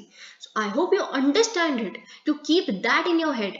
Okay, तो ये चीज। अब देखिए मोबाइल वॉलेट जी है, उसमें आप केवाईसी करवाइए, एज लिमिटेशन है, सब कुछ है। अब देखिए सीबीडीसी में कुछ नहीं होगा, इसमें कहाँ से एज लिमिटेशन या केवाईसी की जरूरत पड़ जाएगी? अब आप किसी बच्चे को, कोई 2 साल का बच्चा, उसको कहते जाइए आप ये पिकनिक का पैकेट ले आइए अपने लिए खाने के लिए, तो आप क्या उसको पैसे नहीं देते? तो आप कहते हो नहीं आप 18 साल के हो जाओगे तभी हम आपको 20 रुपए का नोट देंगे। नहीं ना, वैसे ही ये सीबीडीसी यूनिवर्सली एक्सेसिबल होगी। ओके, तो बिल्कुल जैसे बैंक नोट है उसका डिजिटल फॉर्म। तो ये सारी चीजें यहाँ पे लिखी हुई है, नथिंग मच। अब कुछ चैलेंजेस भी हैं, कुछ अच्छा है तो उसका कुछ चैलेंज भी आता है, और यही आरबीआई को पता भी है, और आरबीआई बहुत फ्रैंक है इस चीज में, ठीक है। आरबीआई को कोई झिझक नहीं है इस चीज को एक्सेप्ट करने में, क्योंकि अगर टेक्नोलॉजी का एरा है, टेक्नोलॉजी के साथ साइबर हैकिंग, साइबर थ्रेट्स भी आते हैं। ओके, तो ये चीज बेसिकली। और साथ ही में अब देखिए फाइनेंशियल लिटरेसी लेवल कहाँ है? बहुत कम है, ठीक है। कितना टेक्नोलॉजी के बारे में लोगों को पता है? आप रूरल एरियाज में कैसे सीबीडीसी, पहले तो एक अवेयरनेस जनरेशन कैंपेन होगा, पता नहीं क्या क्या करना पड़ेगा। जो डिस्ट्रिक्ट कलेक्टर्स हैं, बाकी हैं, वॉलेंटियर्स हैं, उनको बहुत ज्यादा फाइनेंशियल लिटरेसी के लिए तैनात किया जाना चाहिए, क्योंकि वहां पे इतनी लिटरेसी नहीं है। अब आप कह रहे हैं ये यूनिवर्सली एक्सेसिबल होगा, बच्चे तो चलिए फिर भी बहुत तेज हैं, सीख जाएंगे। सीनियर सिटीजन्स तो यूनिवर्सली एक्सेसिबल बनाना है तो इतने लोअर फाइनेंशियल लिटरेसी लेवल के साथ थोड़ा डिफिकल्ट होगा। ओके, तो ये चीज आपको पता होनी चाहिए। थ्रेट टू प्राइवेसी डेफिनेटली, क्योंकि अनोनिमिटी जो है, मतलब आप सोचिए कि अगर लार्ज ट्रांजैक्शंस हो रही हैं, अब खुद आरबीआई कह रही है कि मैनेज्ड अनोनिमिटी होगी, तो हर केस में तो अनोनिमिटी मेंटेन भी नहीं हो रही, तो मतलब प्राइवेसी को थ्रेट है यहाँ पे, ठीक है। तो ये चीज, impact on monetary policy, okay, technology preparedness, low level of technology adoption, ये सारी चीजें आपको पता होनी चाहिए बहुत ही। अब ये भी बहुत इंपॉर्टेंट है, अगर हम सोचते हैं कि हम क्रॉस बॉर्डर ट्रांजैक्शन सीबीडीसी के माध्यम से सॉल्व करना शुरू कर देंगे, ठीक है, तो अब इसके लिए लेकिन कुछ कॉमन स्टैंडर्ड्स भी तो होने चाहिए। ओके, मतलब हर कंट्री उस कॉमन स्टैंडर्ड को फॉलो कर रही है, उनके साथ अग्रीमेंट साइन करनी पड़ेगी कि ये वही है। कैसे क्या होगा? अभी तो रुपी एक्सेप्टेबिलिटी भी नहीं है। हमारा जो नेक्स्ट टॉपिक है वो इसी के बारे में है कि कैसे हमें इंटरनेशनल लेवल पे रुपी का एक्सेप्टेबिलिटी बढ़ानी है, ठीक है। तो हम उसको देखेंगे पहले, तो उसके लिए रुपी एक्सेप्टेबिलिटी बढ़ाई है, तभी तो क्रॉस बॉर्डर ट्रांजैक्शन के बारे में हम सोचेंगे, ठीक है। तो वे अहेड क्या है? Robust regulatory framework before adopting this technology. क्योंकि एक अगर आप रेगुलेटरी, जैसे रेगुलेटरी बॉडीज है, वैसे तो रेगुलेटरी बॉडी एक और आ जाना, मैं शायद इस चीज़ को इतना सपोर्ट नहीं करती, क्योंकि मुझे ऐसा सच में लगता है कि बहुत सारी रेगुलेटरी बॉडीज हैं हर चीज़ के लिए, और बहुत ज़्यादा डुप्लीकेशन ऑफ वर्क है। तो पर किसी तरह का तो रेगुलेटरी फ्रेमवर्क की जरूरत पड़ेगी ना, जब इतने चैलेंजेस हैं इस पर्टिकुलर करेंसी के साथ एसोसिएटेड। प्रोटेक्टिंग फाइनेंशियल मार्केट्स, ठीक है, तो ये सारी चीज़ें यही लिखी है, कंज्यूमर्स, इन्वेस्टर्स, बिजनेस इंटरेस्ट को प्रोटेक्ट करने के लिए। ओके, क्या ग्रीवेंसेस हो सकते हैं, फाइनेंशियल लिटरेसी को, उनके high standards of cyber security को रखना, साइबर स्ट्रैटेजी अपनी, देखिए साइबर सिक्योरिटी स्ट्रैटेजी तो अच्छी होनी बहुत ज़रूरी है, क्योंकि जिस तरह का एम्स एक गवर्नमेंट बॉडी है उसको हैक किया जा सकता है आपके सर्वर को, तो साइबर सिक्योरिटी स्ट्रैटेजी को तो हमें डेफिनेटली बकअप करने की ज़रूरत है। साथ ही साथ में एंटाई मनी लॉन्ड्रिंग और combating the financing of terrorism, ये भी हमें रेगुलेशंस रिक्वायरमेंट्स और स्ट्रॉन्ग करनी पड़ेंगी, इसको कंप्लायंट बनाना पड़ेगा सीबीडीसी को इन सारी चीज़ों के साथ, एश्योरिंग प्रिवेसी। साथ ही में BIS principles, bank for international settlement के जो प्रिंसिपल्स हैं, जो हमें फाउंडेशनल प्रिंसिपल्स हैं, फॉलो करवाना पड़ेगा सीबीडीसी को भी। मतलब डू नो हार्म प्रिंसिपल, मतलब सीबीडीसी को इंटरफेयर नहीं करना, पब्लिक पॉलिसी ऑब्जेक्टिव्स या बैंक को प्रिवेंट नहीं कर सकती CBDC from performing their monetary stability mandate. Monetary stability mandate के लिए आपको कुछ 9% अपना इतना लिक्विडिटी में रखना ही है, कल को बैंक क्राइसिस हो जाए, बैंक क्राइसिस प्रिवेंट करने के लिए ये सारे आप जो पढ़ते हैं स्टार्टिंग में 8% इतना इतना, ठीक है, ये सारी चीज़ें, लिक्विडिटी कितनी रखनी है, सिक्योरिटीज कितनी रखनी है, तो अगर ये सारे जो स्टेबिलिटी फंक्शंस होते हैं वो कोई भी बैंक सीबीडीसी की वजह से परफॉर्म ना कर पाए, ऐसा नहीं होना चाहिए। डू नो हार्म प्रिंसिपल जो एग्जिस्ट करता है उसको आप हार्म ना करें, ठीक है। को एग्जिस्टेंस प्रिंसिपल, सीबीडीसी बाकी एग्जिस्टिंग फॉर्म्स ऑफ मनी के साथ को एग्जिस्ट करे, उसको डिसरप्ट ना कर दे आके, ठीक है। तो जैसे फिजिकल कैश है, बाकी जितनी पेमेंट्स चल रही हैं वो चले। Innovation and efficiency principle, it should promote innovation, it will definitely, and competition to increase the overall efficiency and accessibility of the payment solution. So ये चीज आप बिल्कुल लिख सकते हैं। Now comes internationalization of rupee. तो अब आपको क्या हुआ है रिसेंटली, ये बात पता है, केंद्रीय सरकार ने क्या किया है, उन्होंने अपनी फॉरेन ट्रेड पॉलिसी में कुछ चेंजेस किए हैं। फॉरेन ट्रेड पॉलिसी में चेंजेस तो करने ही थे, उनको अलाउ कर दिया है बेसिकली कि आप देखिए कुछ ना एक्सपोर्ट प्रमोशन स्कीम्स होती है। एक्सपोर्ट प्रमोशन स्कीम्स जैसे इसमें क्या करना होता है कि आप एक एक्सपोर्टर हैं, ठीक है, तो आप एक एक्सपोर्टर हैं, लेकिन आप कहीं जो इंटरमीडियरी चीज़ें हैं, रॉ मटेरियल्स हैं, कुछ ऐसी चीज़ें जो आप फाइनल प्रोडक्ट बनाने से पहले बाहर से इंपोर्ट करते हैं, क्योंकि वो कंपेटिटिव है, सस्ती पड़ती है, अच्छी क्वालिटी है, ठीक है। तो उसके लिए बेसिकली अगर आप कुछ इंपोर्ट करते हैं और फिर आप जितना भी एक्सपोर्ट कर रहे हैं बाहर, तो एक्सपोर्ट आपको बेसिकली जितने टैक्सेस वगैरह हैं, ड्यूटीज लगती हैं, वो सरकार आपको रिफंड करके देती है, अगर आप इतना पर्टिकुलर अमाउंट 6 गुना ज़्यादा अगर आप एक्सपोर्ट करते हैं उससे जितना आप इंपोर्ट करते हैं, ठीक है। ऐसी कुछ स्कीम्स हैं, तो फिर उसको बेसिकली सरकार आपको रिफंड करके देती है वो सारी टैक्सेस वगैरह, ये बहुत सारी स्कीम्स हैं। अब इसको बेसिकली क्या कर दिया सरकार ने कि अच्छा अगर आप जो एक्सपोर्ट कर रहे हैं उसके बदले में अगर आपको कोई बाहर वाले रुपी में पेमेंट कर रहे हैं, तो तब भी आपको हम टैक्सेस रिफंड करके देंगे। आप इंपोर्ट कुछ कर रहे हैं, आप रुपी में कर रहे हैं और डॉलर पेमेंट नहीं कर रहे, तब भी हम आपको ड्यूटीज रिफंड करके देंगे। तो मतलब रुपी की इंटरनेशनलाइजेशन सरकार करना चाहती है। ओके तो अब देखिए रुपी ट्रेड सेटलमेंट मैकेनिज्म, ये हम बहुत बार देख चुके हैं, बहुत इजीली मैंने आपको बहुत बार समझाया है कि वॉस्त्रो अकाउंट क्या होता है। अब आप समझने की कोशिश कीजिए, यहाँ डायग्राम बना है जो अगर पेपर में कल को आता है, रुपी सेटलमेंट, रुपी ट्रेड सेटलमेंट मैकेनिज्म क्या है, तो एज इट इज छाप के आ जाना, इससे इजी बन सकता है। ये तो पता ही नहीं, इन्होंने इतना पता नहीं क्या केमिस्ट्री का वो बना दिया इन्होंने, इतना बड़ा डिसिलेशन मैकेनिज्म, ठीक है। तो ओके क्या है बेसिकली ये INR वॉस्त्रो बैंक अकाउंट, तो मैं आपको बहुत इजीली बताती हूँ, हम यहाँ से स्टार्ट होते हैं। ओके आप एक इंडियन इंपोर्टर हैं, रशिया का हम एग्जांपल ले लेते हैं क्योंकि रशिया के साथ ही अभी हमने इसकी शुरुआत की है।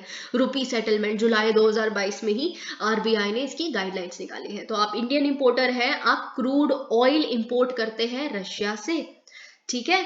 अब रशिया ने क्या किया हुआ है, अब यहाँ है, आप मेरे कर्सर पे ध्यान रखिए अपना, ठीक है। तो अब रशिया ने क्या किया हुआ है, हमारे स्टेट बैंक ऑफ इंडिया के साथ एग्जांपल ले लीजिए, अभी नहीं खोला है स्टेट बैंक ऑफ इंडिया के साथ, किसी और बैंक के साथ खोला है, ठीक है।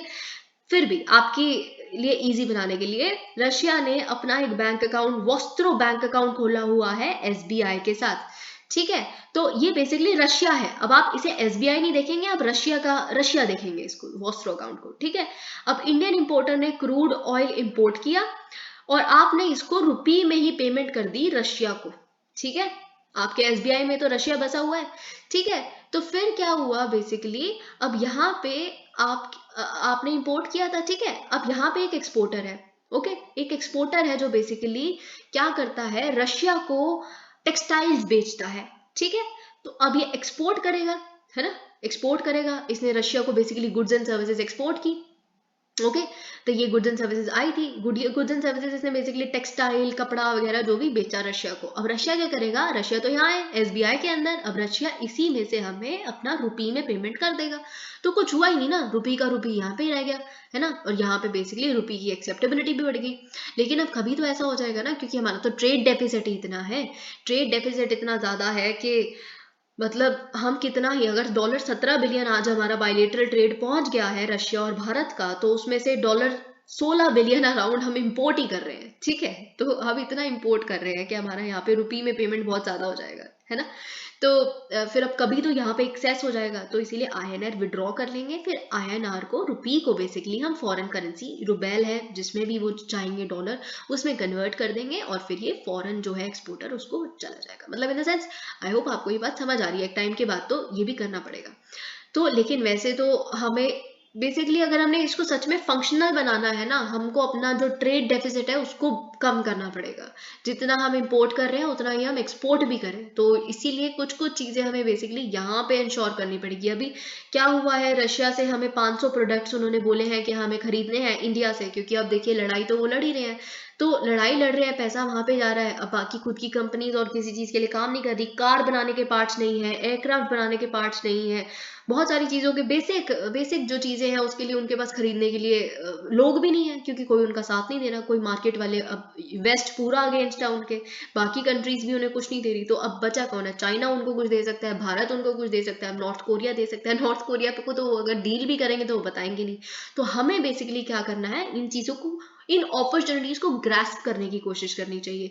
रुपए की एक्सेप्टेबिलिटी केवल तब बन सकती है इंटरनेशनल, ये मैं आपको बता रही हूँ और बिल्कुल कॉन्विक्शन के साथ बता रही हूँ, रुपए की एक्सेप्टेबिलिटी सिर्फ तब हो सकती है जब हमारा ट्रेड डेफिसिट ब्रिज हो। ठीक है, वो गैप ब्रिज नहीं हो जाता तब तक इसका कोई फायदा नहीं है। इन द सेंस है, it's good that we are हमें तो इतनी बात पता है, ये बात सरकार को भी पता है, अगर मैं बोल रही हूँ तो उनको भी पता है, तो they are working on it. Okay, RBI guidelines and international trade settlement in Indian rupees. तो वही चीज जैसे मैंने आपको बताया, यहाँ पे जब निकलेगा पैसा तो उसको एक्सचेंज रेट जो भी होगा वो मार्केट डिटरमाइंड होगा।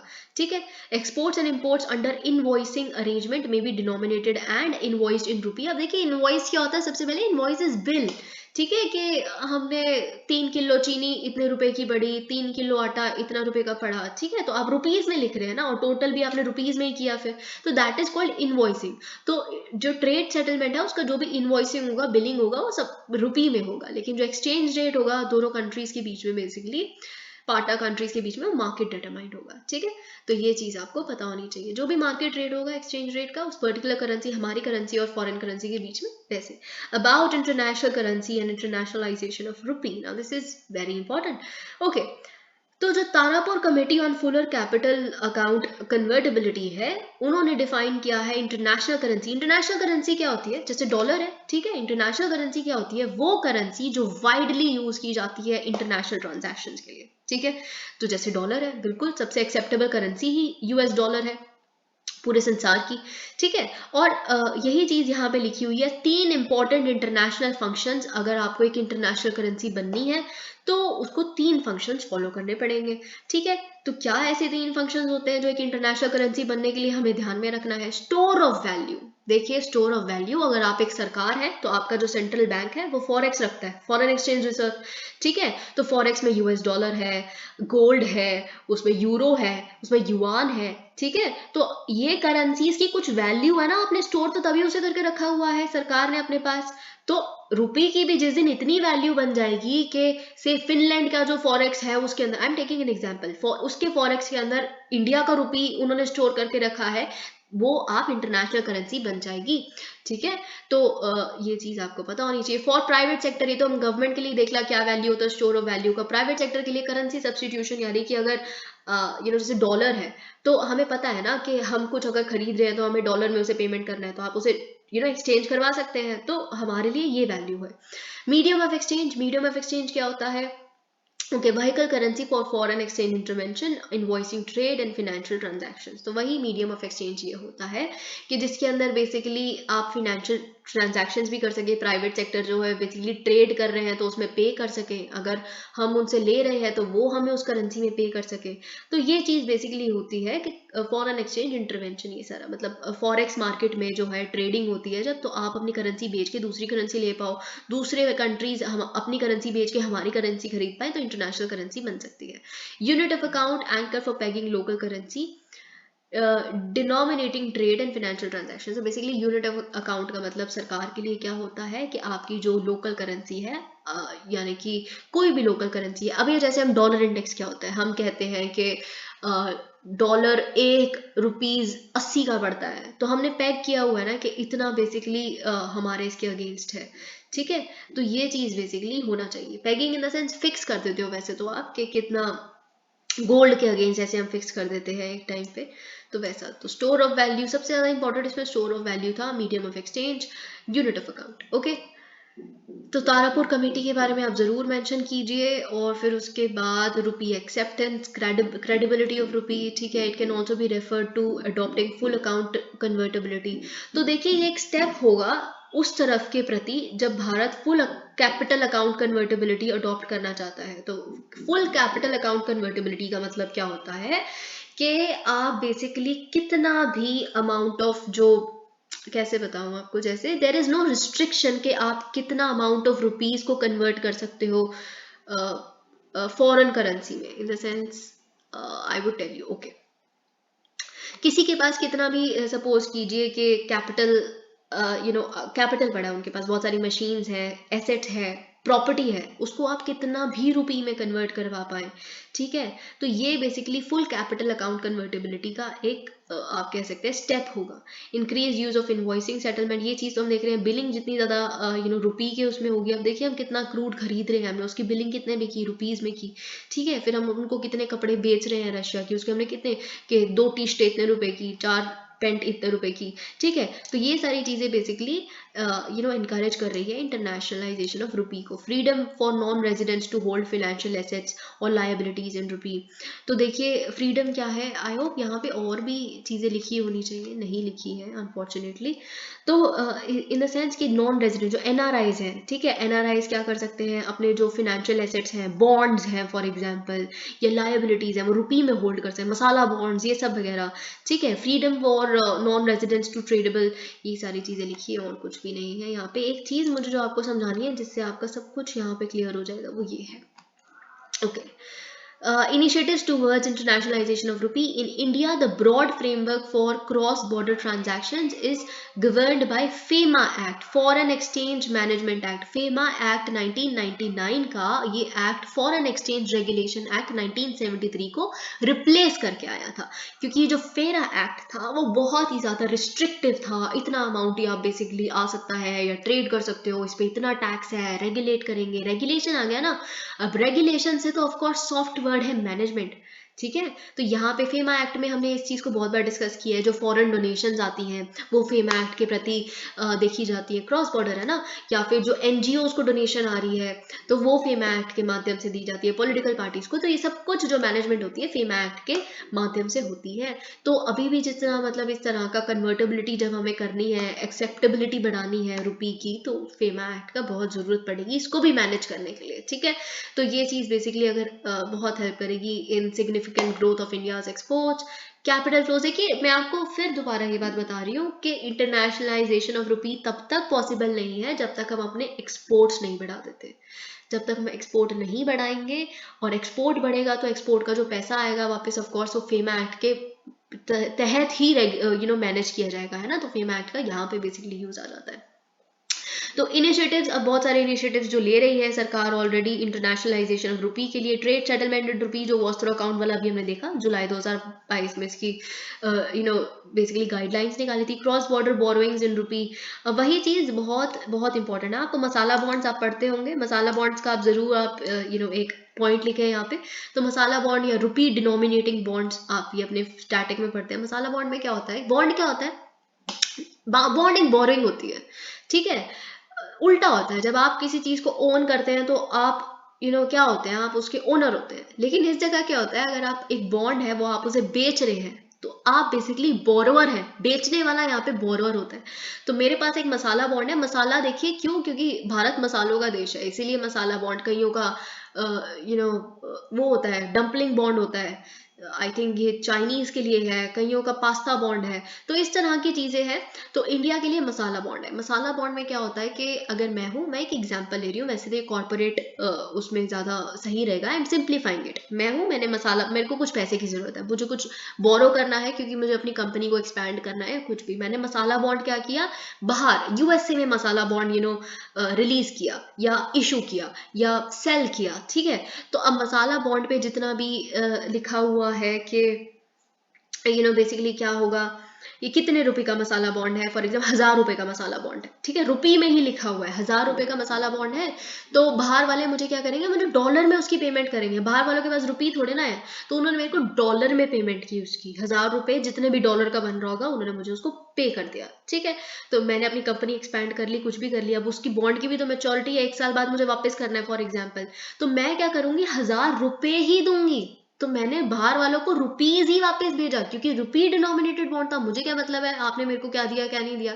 तो 1000 रुपए दिया, लेकिन वहां का एक कोई ऑर्गेनाइजेशन, एक छोटा सा बैंक टाइप्स कुछ बना होगा, वो वो अगर उनको कन्वर्ट करवाना हो रुपी को, तो वो करवा सकते हैं अपने डॉलर में, ठीक है। तो ये चीज बेसिकली एक प्रिकर्सर था masala bond, internationalisation of rupee. Currency swaps होती हैं, ये बात आपको पता है, सार्क मेंबर कंट्रीज के बीच में। श्रीलंका के साथ हम कितनी करेंसी स्वैप करते हैं, तो ये करेंसी स्वैप अग्रीमेंट्स, ठीक है। तो ये सारी चीजें आपके लिए बहुत इंपॉर्टेंट है, ओके। तो ये आप कुछ कुछ स्टेप्स लिखते हैं। बेनिफिट्स क्या होंगे, reduced foreign exchange reserve requirement. तो आप खुद सोचिए, मतलब ऑब्वियसली फॉरेक्स जब एक, देखिए स्टोर ऑफ वैल्यू अगर रुपी की बन गई, तो फॉर हर किसी की कंट्री में, हर किसी की कंट्री के सेंट्रल बैंक में अगर रुपी पड़ा हुआ है और उसकी वैल्यू है, जैसे गोल्ड की वैल्यू है, डॉलर की वैल्यू है, ठीक है, तो फिर हमारा तो रुपी खुद का ही है, तो फॉरेक्स की इतनी रिक्वायरमेंट ही नहीं है। तो हम रुपी अंदर रख देंगे, हमारे को कभी भी लगेगा कि बड़ा क्राइसिस चल रहा है या कुछ भी, तो फॉरेक्स की रिक्वायरमेंट कम हो जाती है, ठीक है। I hope you understand it. It can also reduce the imposed cost of forex on the economy by interest rate differential. देखिए इंटरेस्ट रेट डिफरेंशियल क्या होता है, it is the change in interest rates between currencies of two countries. अब देखिए कभी कभी क्या होता है, हमारे पास फॉरेक्स पड़ा है, तो अभी रिसेंटली हम एग्जांपल ले लेते हैं, हमारे पास फॉरेक्स में डॉलर भी है और यूरो भी है। अब यूरो तो बहुत ही पहली बार ऐसा हुआ कि यूरो कम होने लग पड़ा डॉलर से, ठीक है। आज तक कभी ऐसा नहीं हुआ, हमेशा जो यूरो 1.2 डॉलर का रहा है आज तक, 1.2 1.3 कुछ ऐसा रहा है।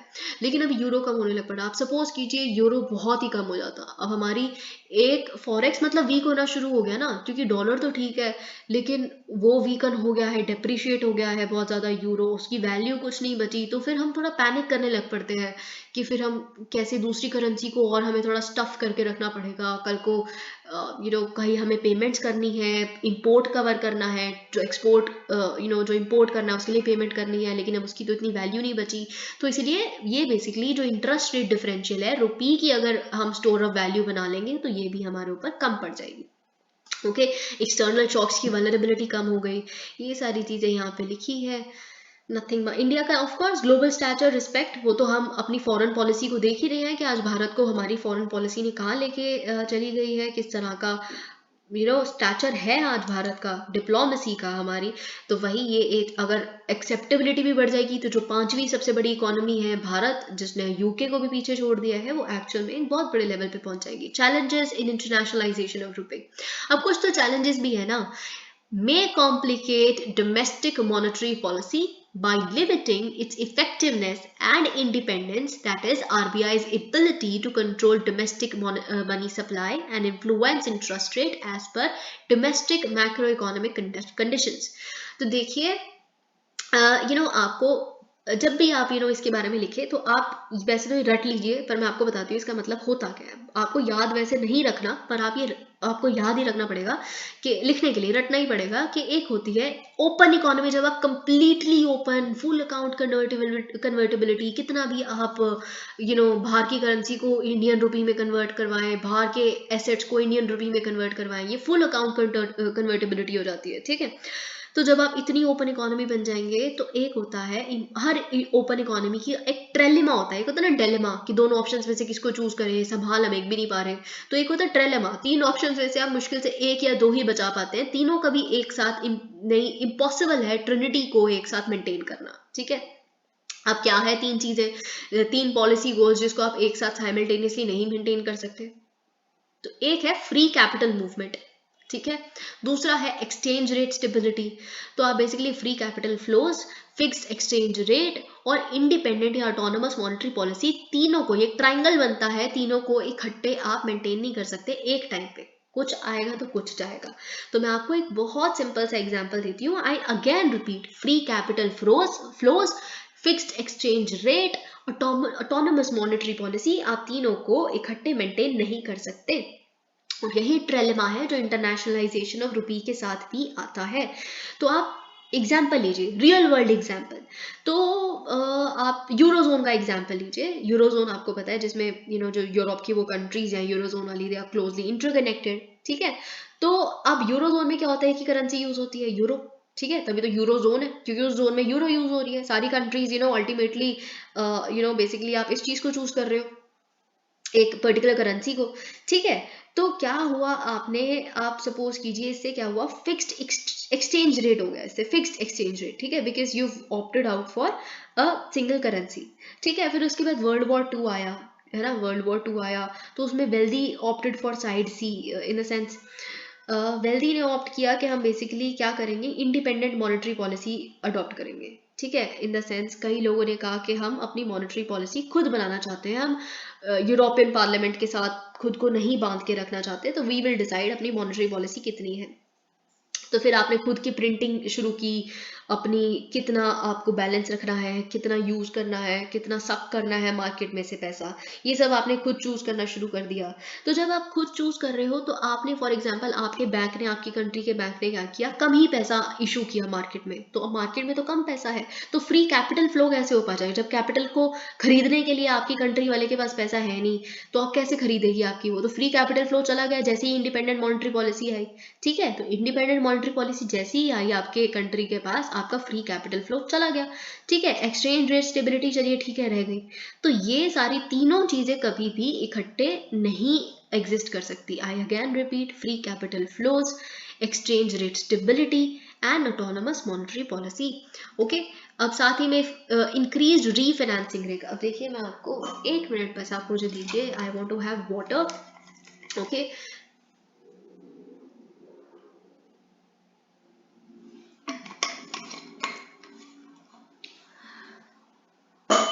तो इंक्रीज रीफाइनेंसिंग रिस्क भी आ जाएगा इंटरनेशनलाइजेशन ऑफ रुपये। मैं बहुत आराम से आपको ये बात समझाना चाहती हूँ कि इसका मतलब क्या है।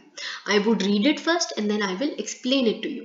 Increased refinancing risk by aggravating the pass-through risks of external stimulus to domestic financial markets from non-resident holdings of rupee. For instance, during a phase of global recession, the non-residents can convert their rupee holdings and move out.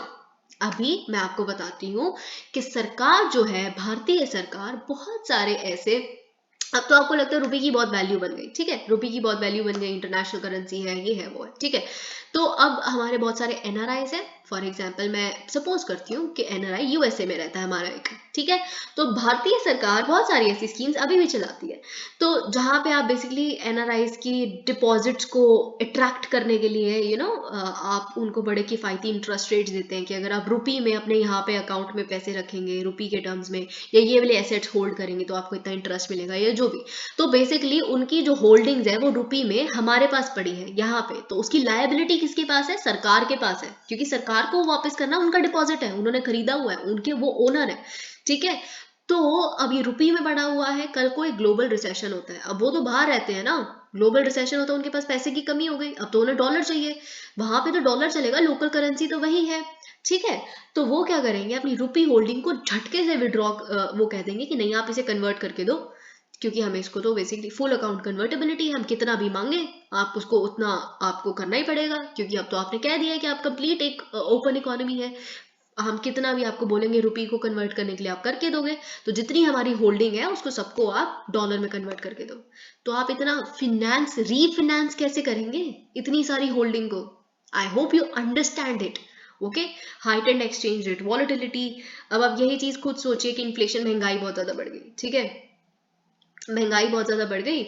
और अभी जैसे महंगाई अगर भारत की बहुत ज़्यादा बढ़ गई, तो कल को अगर आप आप खुद सोचिए, जब महंगाई बढ़ जाती है तो एक पर्टिकुलर अमाउंट के लिए आपको ज़्यादा पे करना पड़ता है। अगर आप एक कोई चीज़ कल को 10 रुपए की खरीद रहे थे, तो आज वो 15 रुपए की खरीदेंगे, ठीक है। तो अगर डोमेस्टिक सेक्टर में भी इन्फ्लेशन रेट बहुत ज़्यादा हो गया और उतना ग्लोबल रेट नहीं है, तो फिर आपको दिक्कत आएगी। आप खुद सोच के देखिए, जब इतना पैसा ही नहीं है आपको देने के लिए, एक पर्टिकुलर कन्वर्ट करने के लिए करेंसी को रुपी में, या रुपी को कन्वर्ट करने के लिए, तो that is also a problem.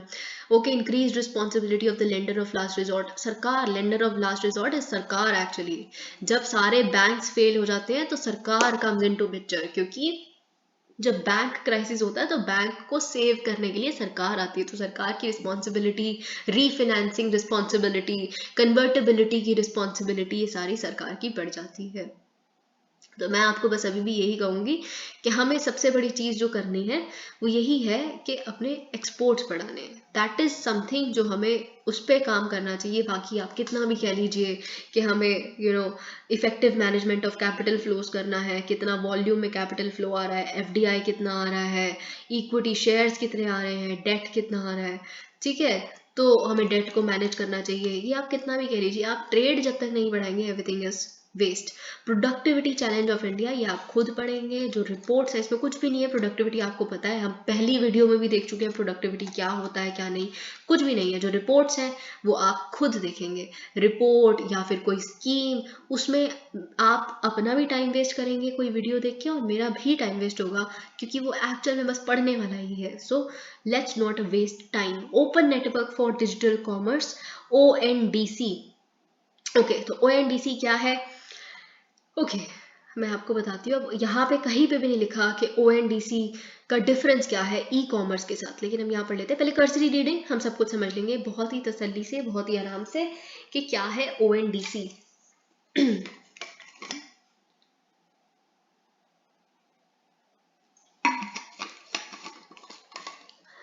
Okay, तो ONDC नेटवर्क ने अपना रिसेंटली बीटा टेस्टिंग स्टार्ट किया है कंज्यूमर्स के साथ बेंगलुरु में, मतलब अल्फा टेस्टिंग हो चुकी है। ये एक इनिशिएटिव है। सबसे पहले तो कुछ फैक्चुअल देख लेते हैं। ये इनिशिएटिव है department of promotion of industry and internal trade, DPIIT, which comes under ministry of commerce, ठीक है। तो ये बात आपको इंटरनल ट्रेड से ही समझ आ गई होगी। फुल फॉर्म है open network for digital commerce, ठीक है। ओके, अब यहाँ पे इसको इनकॉर्पोरेट कर दिया गया है as a section 8 non profit organisation under companies act 2013, यानी कि सेक्शन 8 कंपनी बना दी गई है जो नॉन प्रॉफिट बेसिस पे चलती है दिसंबर 2021 में, ठीक है। तो क्वालिटी काउंसिल ऑफ इंडिया और प्रोटियन ई गर्व टेक्नोलॉजीज लिमिटेड जो है वो बेसिकली इनिशियल प्रमोटर्स है इसके। Okay, it aims at promoting open networks for all aspects of exchange of goods and services over digital or electronic networks. Started its alpha test phase with a closed user group of buyers. Closed user group जो होता है ना, pilot basis को कहते हैं basically, ठीक है। तो ये बेसिकली अभी जो हमने CBDC टेस्ट किया या पायलट फेज पे निकाला, वो भी क्लोज यूजर ग्रुप ही था, CUG बेसिकली जिसे हम कहते हैं, ठीक है। तो वो भी पहले बेंगलुरु में हो चुका है, expanding it to more than 80 countries by 80 cities by September 2030। Okay, beta testing next phase है। अब यहाँ पे what is the difference between ONDC, अब यहाँ से पता नहीं आपको क्या समझ आएगा तो वो तो मुझे नहीं पता, अभी हम देखेंगे यहाँ पे क्या है। ONDC कैसे डिफरेंट है ट्रेडिशन। अब देखिए मैं आपको बताती हूँ सरकार ये क्यों लेके आई है। सरकार ये इसीलिए लेके आई है क्योंकि सरकार को ई कॉमर्स प्लेटफॉर्म्स Amazon और फ्लिपकार्ट, उसकी मोनोपोली को खत्म करना है, ठीक है। अब Amazon और फ्लिपकार्ट क्या है? ई कॉमर्स प्लेटफॉर्म्स है, ठीक है। वहां पे जाके आप बड़ी सारी चीजें खरीदते हैं। आपको एक फोटो फ्रेम ऑर्डर करना है, आपको एक पेन का डब्बा ऑर्डर करना है, आपको अपने लिए कुछ भी ऑर्डर करना है, आप इन दोनों पे जो मोनोपोली जिनकी है इन पे निर्भर है ई कॉमर्स के लिए। लेकिन जो ONDC है, it is not dependent on any specific platform and any specific technology. ना ही इसमें एक पर्टिकुलर तरह की टेक्नोलॉजी इन्वॉल्व है, ना ही इसमें कोई पर्टिकुलर तरह का प्लेटफॉर्म आपको मिलेगा, ठीक है। It is an open network, ये ओपन नेटवर्क है जिसमें बड़े सारे प्लेटफॉर्म्स, बड़ी सारी एप्लीकेशंस सब इंटरऑपरेबल है खुद से ऑटोमेटिकली, ठीक है, और इसीलिए ऑपरेशनल कंट्रोल डिसेंट्रलाइज्ड है। अब आप एक बारी देख लीजिए, अभी मैं आपको समझाती हूँ जो ऊपर लिखा है उसके साथ। ये है एग्जिस्टिंग प्लेटफॉर्म सेंट्रिक मॉडल। आप कंज्यूमर है, ठीक है, आप कंज्यूमर है, फॉर एग्जांपल आप एक पर्टिकुलर, आप अमेजोन पे जाते हैं, आप कुछ खरीदते हैं, ठीक है, अब अमेजोन पे जो आपने खरीदा वो एक पर्टिकुलर किसी दुकान वाले का है, फिर वो आपको भेजते हैं, ठीक है, तो ये सब कुछ delivery platform, e commerce platform Amazon है, फिर एक डिलीवरी वाला बॉय आता है, फिर मोबिलिटी प्लेटफॉर्म, ठीक है, जो ये सब कुछ, ये यहाँ पे कुछ नहीं है। Open network for digital commerce, आप कंज्यूमर है, several buyer application, several product application. अब मैं आपको बताती हूँ यहाँ से कि डिफरेंस क्या है, ये तो और कंफ्यूज ही हो गए हैं इसे देख के। ओके, अब ओपन नेटवर्क डिजिटल कॉमर्स में क्या होगा, एक होगा बायर साइड, एक होगा सेलर साइड, फिर साथ ही में बहुत सारे लॉजिस्टिक्स प्रोवाइडर होंगे जो ट्रांसपोर्ट वगैरह, इन स्टोरेज, इन सारी चीज़ों की सर्विसेज प्रोवाइड करेंगे। ओके, तो अब आप समझने की कोशिश कीजिए यहाँ क्या लिखा है। अब सरकार ने इसको कंप्लीटली ऑटोमेटिकली डिसेंट्रलाइज करना है, ऑपरेशनल जो इसकी फंक्शनैलिटी है वो डिसेंट्रलाइज करनी है। तो इसमें बायर, मैं एग्जांपल ले रही हूँ, पेटीएम है। बायर क्योंकि पेटीएम है तो मतलब आपके पास पेटीएम है, ठीक है, आप अपना पेटीएम ऐप खोलेंगे और आपको फॉर एग्जांपल एक टी शर्ट खरीदनी है पेटीएम के साथ, आप बायर है ना, तो आप टी शर्ट लिखेंगे। ओके, अब सेलर यहाँ पे फॉर एग्जांपल स्नैपडील है, स्नैपडील के पास बहुत सारे, सेलर तो कोई भी हो सकता है, स्नैपडील के साथ तो पास तो बहुत सारी टी शर्ट्स हैं, तो सारी टी शर्ट्स आ जाएंगी। ऐसे कितने भी सेलर्स हो सकते हैं, ठीक है, तो फिर आप क्या होगा, आपने यहाँ से ऑर्डर कर दिया। अब कोई एक कंपनी सरकार के साथ जुड़ गई, फॉर एग्जांपल डंजो, जो लॉजिस्टिक्स प्रोवाइड करेगी कि हम, ठीक है, आप दोनों की एक वो हो गई है, इन्होंने खरीद लिया है, इन्होंने बेच दिया है, तो हम ट्रांसपोर्ट कर देंगे और साथ ही में हम पैकेज करके आगे भेज देंगे। तो ये बेसिकली कंप्लीटली आप देखिए किस तरह से डिसेंट्रलाइज्ड हो गया, ये है open network. Okay, there is no platform as such. I hope you understand this. Okay, तो और शिप रॉकेट इसमें फर्स्ट इंटरसिटी लॉजिस्टिक्स प्रोवाइडर बना है। तो ये आप खुद से इन्वॉल्व हो सकते हैं, सरकार का एक इनिशिएटिव है, बिल्कुल आप चाहें तो। What is ONDC? It is market and community lead initiative. Yes, market के कोई भी प्लेयर्स इसमें, कम्युनिटी के कोई भी प्लेयर्स इसमें अपना योगदान दे सकते हैं। It's an open network, eliminates the need for a central intermediary, बिल्कुल एलिमिनेट कर देता है। An enabler for massive digital commerce expansion, an enabler for broad based innovation. Yes, definitely. What is ONDC? Not. ONDC is not a government regulatory body, not at all. It is of course, इसका जो initiation हुआ है, जिस तरह का step आया है वो सरकार की तरफ से आया है, पर ये कोई एक रेगुलेटरी बॉडी नहीं है, सेबी, आरबीआई, कि हम देखेंगे कि कैसे ई कॉमर्स सारे प्लेटफॉर्म कैसे काम कर रहे हैं, कोई मोनोपोली तो नहीं होगी तो हम इनको बिगाड़ेंगे, ऐसा कुछ भी नहीं है, ठीक है, हम देखेंगे, है ना, ऐसा कुछ भी नहीं हो रहा है यहाँ पे। या हम नबार्ड है, कितना सारे बैंक एग्रीकल्चर को सही कर रहे हैं या नहीं कर रहे हैं, ये सब कुछ भी नहीं। एंड एप्लीकेशन, ना ही ये कोई एप्लीकेशन है, ना ही ये कोई प्लेटफॉर्म है, ना ही ये कोई सेंट्रल इंटरमीडियरी है। ओके, या फिर कोई एक मीडिएशन कर रहा है एक बायर और सेलर के बीच में, not at all. There is nothing, free flow, आपने कुछ भी नहीं करना, एक ओपन नेटवर्क है।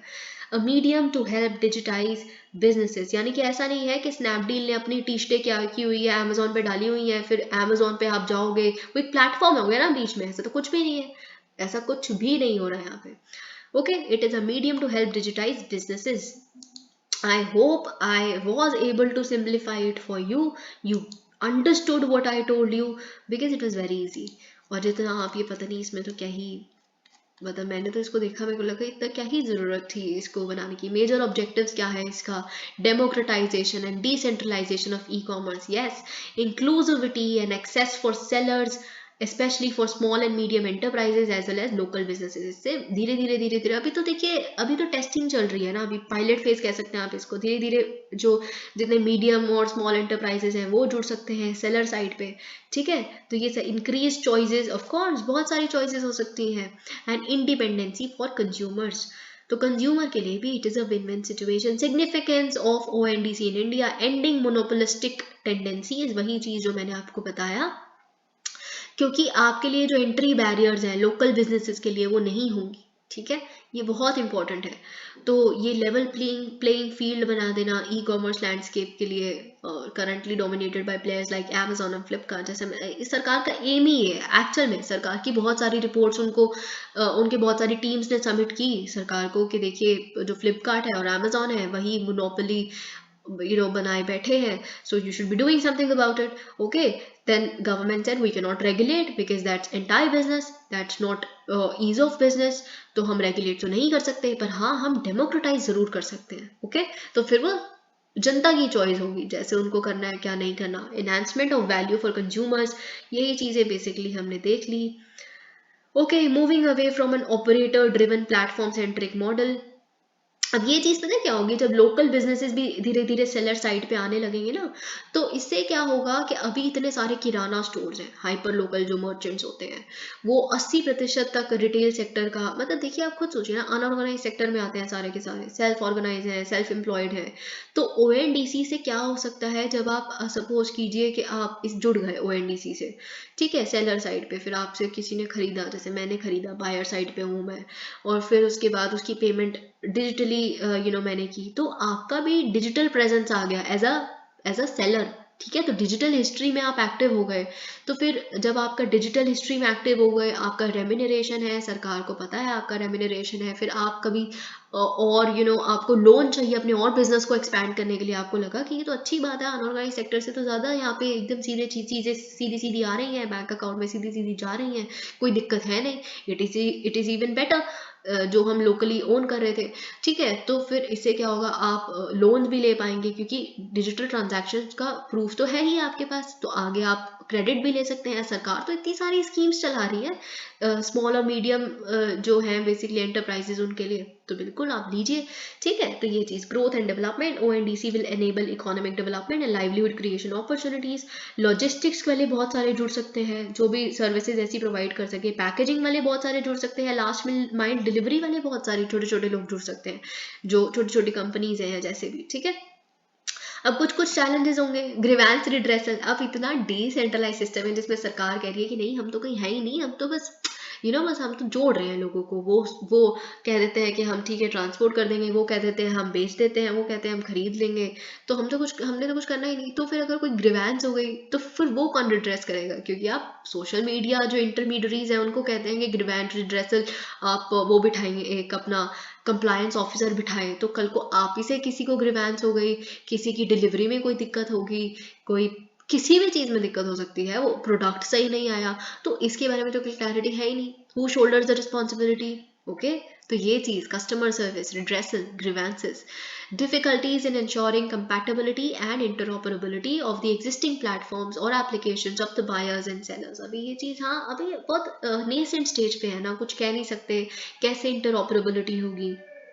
Okay, limited technical capability of local business, yes that's very true. वही चीज यहाँ पे आ जाती है कि अभी आप अपने किसी बड़े से बात कीजिए, तो आप आपके घर में भी अगर कोई छोटा मोटा बिजनेस करता है या छोटा मोटा किसी की शॉप है, तो आप वो कह देते हैं सीधे ही हमारे बड़े कि नहीं हम इतने में खुश हैं, हमसे इतना सब कुछ नहीं हो सकता, कौन आ रहा है प्रोडक्ट वापस। When I talk to somebody in my family that you should be doing this, है ना, तो देन फिर उन्होंने सामने से कह दिया कि इतने टंटे, मैंने देखा है कि हाँ हमारे नेबरहुड में भी किसी ने ऐसे काम किया था, वो सारे प्रोडक्ट तो वापस ही आ जाते हैं अमेजोन से, हमको नहीं जुड़ना इनसे, कि वो तो मतलब ऐसे बहुत सारी दिक्कतें हैं, टेक्निकल कैपेबिलिटी इतनी नहीं है, वे कहते हैं कौन सारा सारा दिन इन चीज़ों में लगा रहे। तो ये चीज़ें ना, जो ये आप कह सकते हैं, इसको निकालना भी तो सरकार को पड़ेगा लोकल बिजनेसेस में या जो एमएसएमईज में है।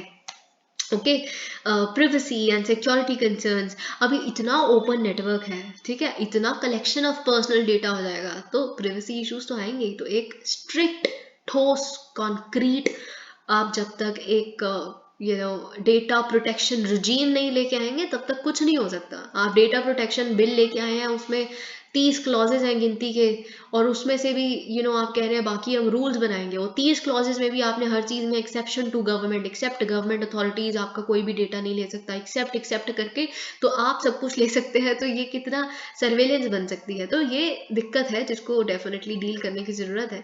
कंपटीशन, अब देखिए यहाँ पे भी तो अब आप क्या सोचते हैं, हर आप कह रहे हैं कि हम लोकल बिजनेसेस भी जुड़ जाएंगे, बहुत अच्छा हो जाएगा, लेवल प्लेइंग फील्ड हो जाएगा। ऐसा थोड़ा ना होता है, ऐसा कहाँ होता है। मतलब इसके लिए तो कुछ बहुत ही शानदार करना पड़ेगा सरकार को, क्योंकि यहाँ पे भी बड़े सारे जो सेलर्स हैं बड़े बड़े जुड़ जाएंगे, है ना। बड़े बड़े जो कपड़े बेचने वाले, बड़े बड़े राशन बेचने वाले, अब स्नैपडील कोई कम छोटा वो है, वो तो बहुत बड़ा प्लेयर है। तो उससे आप एक आपके जो घर के आसपास वाला कोई किराने वाला कहाँ, मतलब आप खुद सोचिए किस तरह की लेवल प्लेइंग फील्ड हो सकती है। अब ये लोग कहते हैं कि दिवाली सेल, बम्पर ऑफर, इतने पे इतना लेके जाइए। एक आम जो छोटी दुकान वाला इतने ऑफर्स नहीं दे सकता। तो ये is the thing which should be dealt with. अब नोबेल प्राइजेस की अगर हम बात करें, ये कहानी आप खुद पढ़ेंगे, इसमें अगेन कुछ है नहीं। अब मैं आपको क्या इसमें क्या समझाऊं, खुद सोचिए कि किसको मिला था। Nobel prize in literature is awarded by the Swedish academy, Stockholm, Sweden. ये अब मैं इसमें आपको क्या समझाऊं। तो आपका भी टाइम वेस्ट है, मेरा भी टाइम वेस्ट है, और टाइम वेस्ट नहीं करना, टाइम बड़ा कीमती है। अब तो बहुत ज़्यादा आपके पास समय बहुत कम है। तो हम इसीलिए देखेंगे नोबेल प्राइज फॉर इकोनॉमिक्स को, ठीक है। तो ये बात आपको पता है, हम न्यूज़पेपर्स में बहुत अच्छे से देख चुके हैं, और मैं आपको आज फिर दोबारा बहुत ही इजी लैंग्वेज में बेसिकली बताऊंगी कि क्या किस वजह से बेसिकली ये मिला था नोबेल प्राइज, ठीक है। The Royal Swedish Academy of Sciences has decided to award the Riksbank Prize in Economic Sciences for research on banks and financial crisis।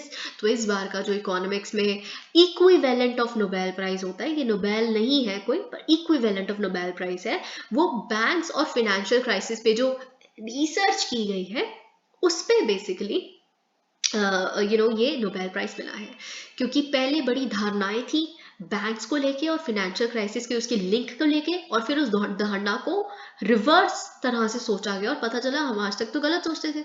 आपको याद होगा, मैंने आपको एक बार ही बताया था, एक ब्लैक स्वैन मोमेंट हुआ था। ब्लैक स्वैन मोमेंट यूएस में हुआ था। एक यूएस का एक रिसर्चर था, हर किसी को लगता था स्वैन तो सफेद होती है, सफेद होती है, ठीक है। फिर अचानक से एक दिन ब्लैक स्वैन देख ली, तो वो ब्लैक स्वैन मोमेंट हो जाता है। जब तक आपको कुछ पता नहीं होता ना, कि हमें लगता है कि नहीं यार ऐसा ही होता है, टाइगर तो फॉन कलर का ही होता है, फिर आप सफेद टाइगर देख लेते हैं, that is black swan moment, ठीक है। तो ये भी आप एक तरह से कह सकते हैं, it was a black swan moment, कि बैंक्स के बारे में कभी इस तरह से सोचा ही नहीं, ठीक है।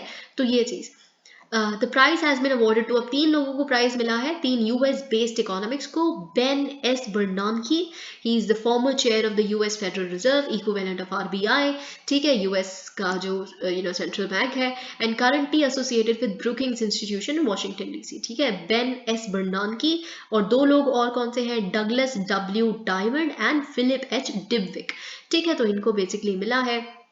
अब हम देखते हैं क्यों मिला है। तो बर्नानकी ने क्या रिसर्च की थी, अब देखिए। बर्नानकी ने ग्रेट डिप्रेशन जो 1930 का ग्रेट डिप्रेशन 29 से शुरू हुआ, 36 अराउंड तक ये सबसाइड हो गया था, ठीक है। तो ये जो 1930s का ग्रेट डिप्रेशन था, इसको एनालाइज किया, ठीक है। इससे पहले कि उन्होंने इस स्टडी को किया और इस स्टडी को एस्टैब्लिश किया, पब्लिश किया, हमेशा हर इकोनॉमिस्ट यही समझता था, सब यही समझते थे कि फिनेंशियल क्राइसिस जब होता है, डिप्रेशन जब होता है, रिसेशन जब होता है, उसका कॉन्सिक्वेंस, उसका रिजल्ट होता है कि बैंक भी फेल होने शुरू हो जाते हैं। लेकिन इनका ये कहना था, इन्होंने 1983 में ये प्रूव किया कि देखिए नहीं, जो बैंक फेलियर्स है ना, बैंक फेलियर्स ने 1930s के मामूली से रिसेशन को, जो सिक्लिकल है, जो होता ही है, बूम आता है, फिर स्लो डाउन आता है, रिसेशन आता है, फिर बूम आता है, इस एक सिक्लिक रिसेशन को डिप्रेशन में कन्वर्ट कर दिया। तो इन द सेंस ये ना ही केवल जो बैंक क्राइसिस होते हैं या बैंक फेलियर्स होते हैं वो एक कॉन्सिक्वेंस नहीं है, बल्कि एक कॉज भी होता है डिप्रेशन का। तो ये एक ब्लैक स्वैन मोमेंट था इकोनॉमी के लिए, ठीक है।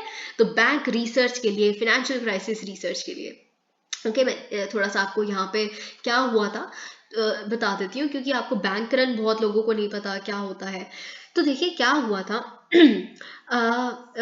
If I just keep it very brief, तो जब एक रिसेशन आया, रिसेशन में यूजुअली क्या होता है कि डिमांड बहुत कम हो जाती है। तो यूएस में भी एग्रीगेट डिमांड जो थी ना, एग्रीगेट डिमांड बहुत कम हो गई। ये नॉर्मल है ना, हर रिसेशन में यही होता है, क्योंकि आपके पास पैसे इतने नहीं होते तो डिमांड कहाँ से होगी। तो डिमांड कम हो गई, ठीक है, कंज्यूमर की डिमांड कम हो गई। तो अब जब डिमांड ही कुछ नहीं है, तो जो प्रोड्यूसर्स हैं, अब प्रोड्यूस बड़ी बड़ी कंपनीज होती हैं, ठीक है, अब प्रोड्यूसर फिर किसके लिए प्रोड्यूस करें, ठीक है। तो लेकिन उन्होंने इन्वेंट्री इतनी सारी खरीदी हुई है, लोन्स इतने सारे लिए हुए हैं उन्होंने, ठीक है, बैंक से, क्योंकि उनको तो लगा था कि सब कुछ अच्छा चल रहा है, बूम का पीरियड चल रहा था, बूम ही बूम चलेगा। तो ऐसा तो हुआ नहीं, एग्रीगेट डिमांड कम हो गई, प्रोडक्शन कम हो गई, पैसा आना, उनके पास भी प्रॉफिट कम हो गया। अब बोरोवर्स पे नहीं कर पाए वापस बैंक्स को, कि कैसे पे करें, पैसा तो लिया हुआ है।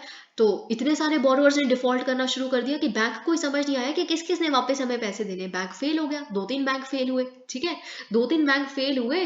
तो उस समय कोई डिपॉजिट इंश्योरेंस जैसी चीज नहीं होती थी कि जैसे इंडिया में है कि 5 लाख तक की डिपॉजिट इंश्योरेंस है, आपका जितना भी पड़ा है, अगर बहुत ज्यादा पैसा पड़ा है तो आपको मिनिमम 5 लाख रुपए तो सरकार आपको इंश्योरेंस करके देगी। तो लोग घबरा गए, 1930 का समय है, डिपॉजिट इंश्योरेंस जैसा कुछ है नहीं, लोग एंशियंस हो गए, 2 बैंक फेल हुए। तो बाकियों ने भी बात करनी शुरू कर दी, यार हमने तो पैसा डिपॉजिट किया हुआ है, तो इससे पहले कि ये वाला बैंक भी फेल हो जाए, हम क्या करते हैं, र्यूमर्स फैलने शुरू हो गए, सब बैंक फेल हो जाएंगे, ये होगा वो होगा। तो सबने जाके अपने एक ही दिन में सबने जाके अपना बैंक से पैसा विड्रॉ करना शुरू कर दिया। इससे क्या हुआ, बैंक रन हो गया, ठीक है, बैंक रन हो गया। और बैंक रन की वजह से फिर और बैंक फेलियर्स हुए, क्योंकि बैंक के पास इतना पैसा नहीं पड़ा होता कि आपको एक ही दिन में सब, बैंक चलता ही इस फिलॉसफी पे है कि एक दिन में तो सारे विड्रॉ करने आ नहीं जाएंगे पैसे, ठीक है। तो इसीलिए जो कुछ कुछ डिपॉजिट लोगों के हैं, वो आगे वो बाकी बड़े बड़ी कंपनीज को लेंड कर देते हैं, आप ही का पैसा उठा के। तो इतना बड़ा बैंक रन हुआ, फिर और बैंक फेलियर्स हुए, फिर एक मामूली सा रिसेशन डिप्रेशन में कन्वर्ट हो गया। ओके, ये बेसिकली एक बहुत बड़ी फाइंडिंग थी, ठीक है। तो आई होप आपको ये चीज समझ आई। और ये इकोनॉमी तब तक रिकवर नहीं की जब तक सरकार ने एडिशनल बैंक पैनिक्स को रोकने के लिए पावरफुल मेजर्स नहीं लिए।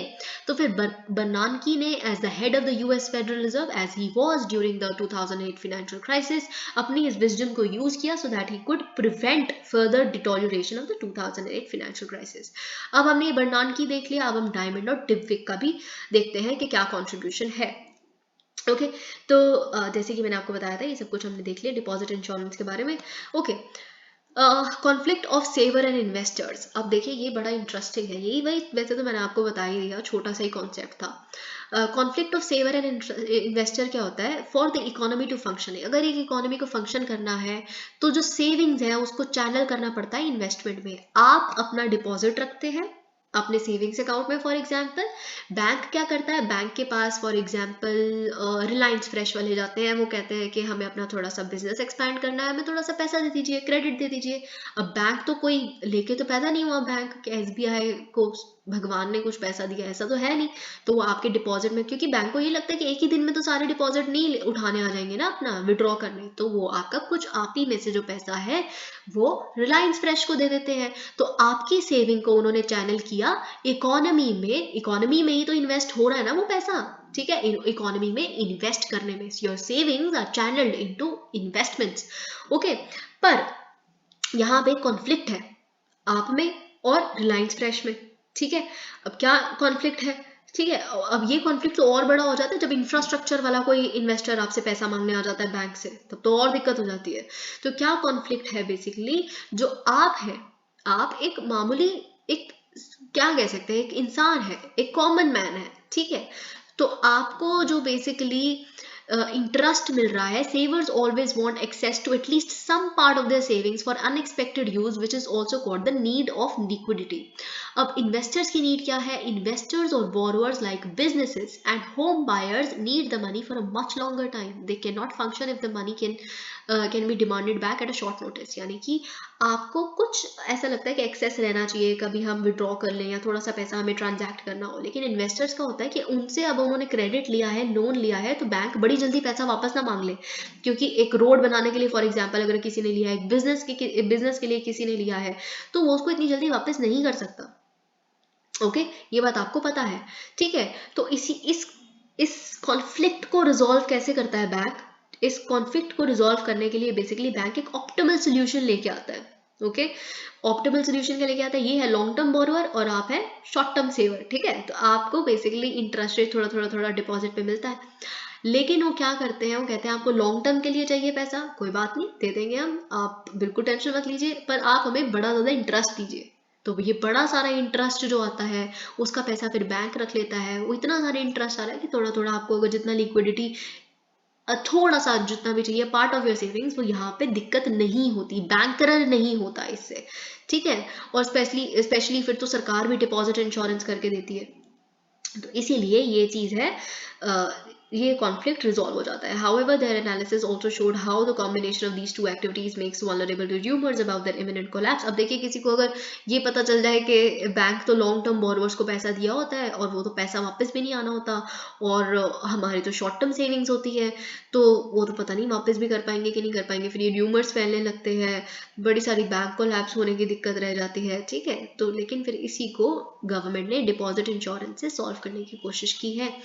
Now this is also nothing, digital banking unit, ये सब कुछ हम देख चुके हैं, इसमें कुछ भी नहीं है, ये क्या स्कीम है क्या नहीं, ये हम नहीं देखेंगे। You do not need me here.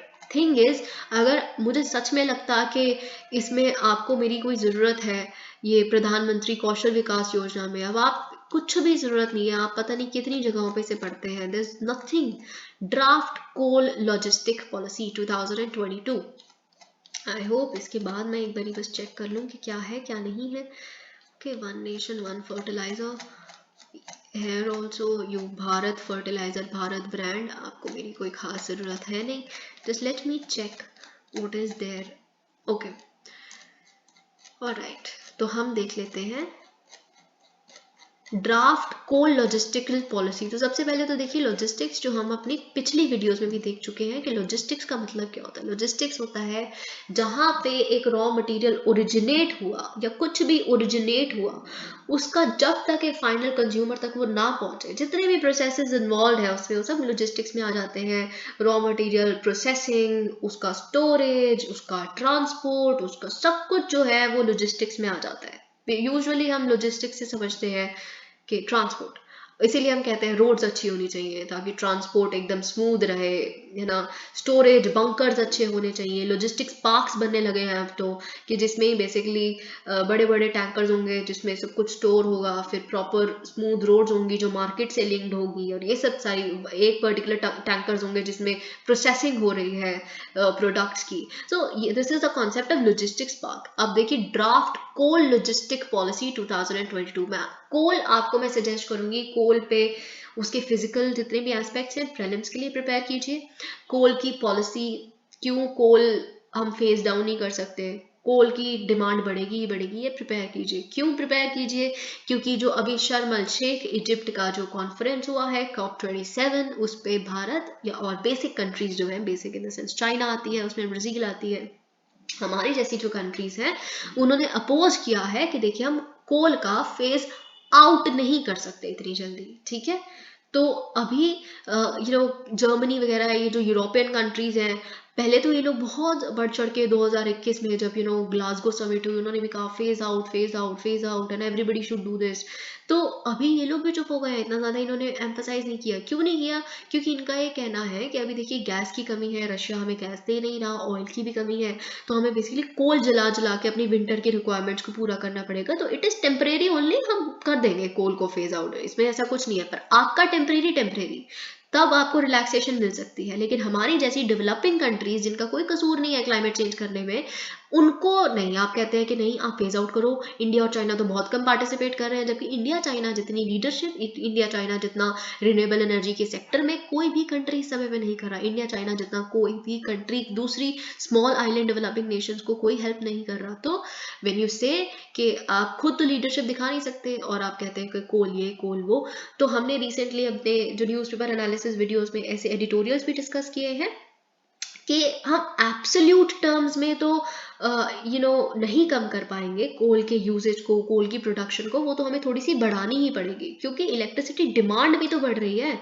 Population है, और लोग जितने जितने इक्विपमेंट्स खरीदेंगे, परचेजिंग पावर कैपेसिटी बढ़ रही है, तो इलेक्ट्रिसिटी डिमांड जब बढ़ेगी तो हम एब्सोल्यूट टर्म्स में कम नहीं कर सकते। एब्सोल्यूट टर्म्स में तो कोल का कंट्रीब्यूशन बढ़ेगा ही इलेक्ट्रिसिटी में। अगर हमने इलेक्ट्रिसिटी बढ़ानी है तो उसका कुछ प्रोपोर्शन कोल से आएगा ही आएगा, तो इसीलिए प्रोडक्शन बढ़ेगी ही बढ़ेगी, पर हम शेयर कितना है वो हम कम कर देंगे कोल का हमारे इस एनर्जी रिक्वायरमेंट पे और एनर्जी प्रोडक्शन में। उसको हम रिन्यूएबल एनर्जी से बहुत हद तक कोशिश करेंगे कि बैलेंस आउट करते हैं। तो इसीलिए कोल आपके लिए बहुत इंपॉर्टेंट है, इसीलिए हम ड्राफ्ट कोल लॉजिस्टिक पॉलिसी भी ब्रीफली देख लेते हैं। ऑब्जेक्टिव क्या है, इंश्योर करना है। अब देखिए यहाँ पे ना बेसिकली कोल इवैक्यूएशन जो इंफ्रास्ट्रक्चर है वो हमारे पास एडिक्वेट नहीं है, तो हमें बेसिकली यही इंश्योर करना है that we have availability of adequate coal evacuation infrastructure. हमें ऑप्टिमाइज करना है total logistics cost of coal, कितना टाइम लगता है, कितना ट्रांसपोर्ट प्राइस है, ये सब वगैरह। देखिए बहुत दिक्कत है लॉजिस्टिक्स ना, भारत में लॉजिस्टिक्स जो पॉलिसी हमने लास्ट अपने एक विजन आईएएस की वीडियो में देखी थी, बहुत अच्छा है कि उसको हम तरीके से इम्प्लीमेंट करते हैं, क्योंकि भारत में लॉजिस्टिक्स का जो मामला है ना, वो सीन सही है नहीं, क्योंकि हम सिंगापुर, न्यूजीलैंड और बाकी इन कंट्रीज के कंपैरिजन में कुछ भी नहीं करते। हम यहाँ पे एक शिप आती है, उसको अनलोड होने में, वापस उसको लोड करने में, फिर भेजने में, फिर रिटर्निंग टाइम बहुत ज़्यादा है, क्योंकि यहाँ पे पेपर वर्क, रेड टेपिज्म, सही रोड्स ना होना, सही, ऐसी बहुत दिक्कतें हैं। ठीक है, बड़ा सारा अभी तो पीएम गति शक्ति आ गया है, तो हम देखेंगे काफ़ी सुधार। तो इसीलिए लॉजिस्टिक्स को, चाहे वो कोल सेक्टर में हो, चाहे वो किसी भी सेक्टर में हो, ठीक करने की बहुत ज़रूरी है।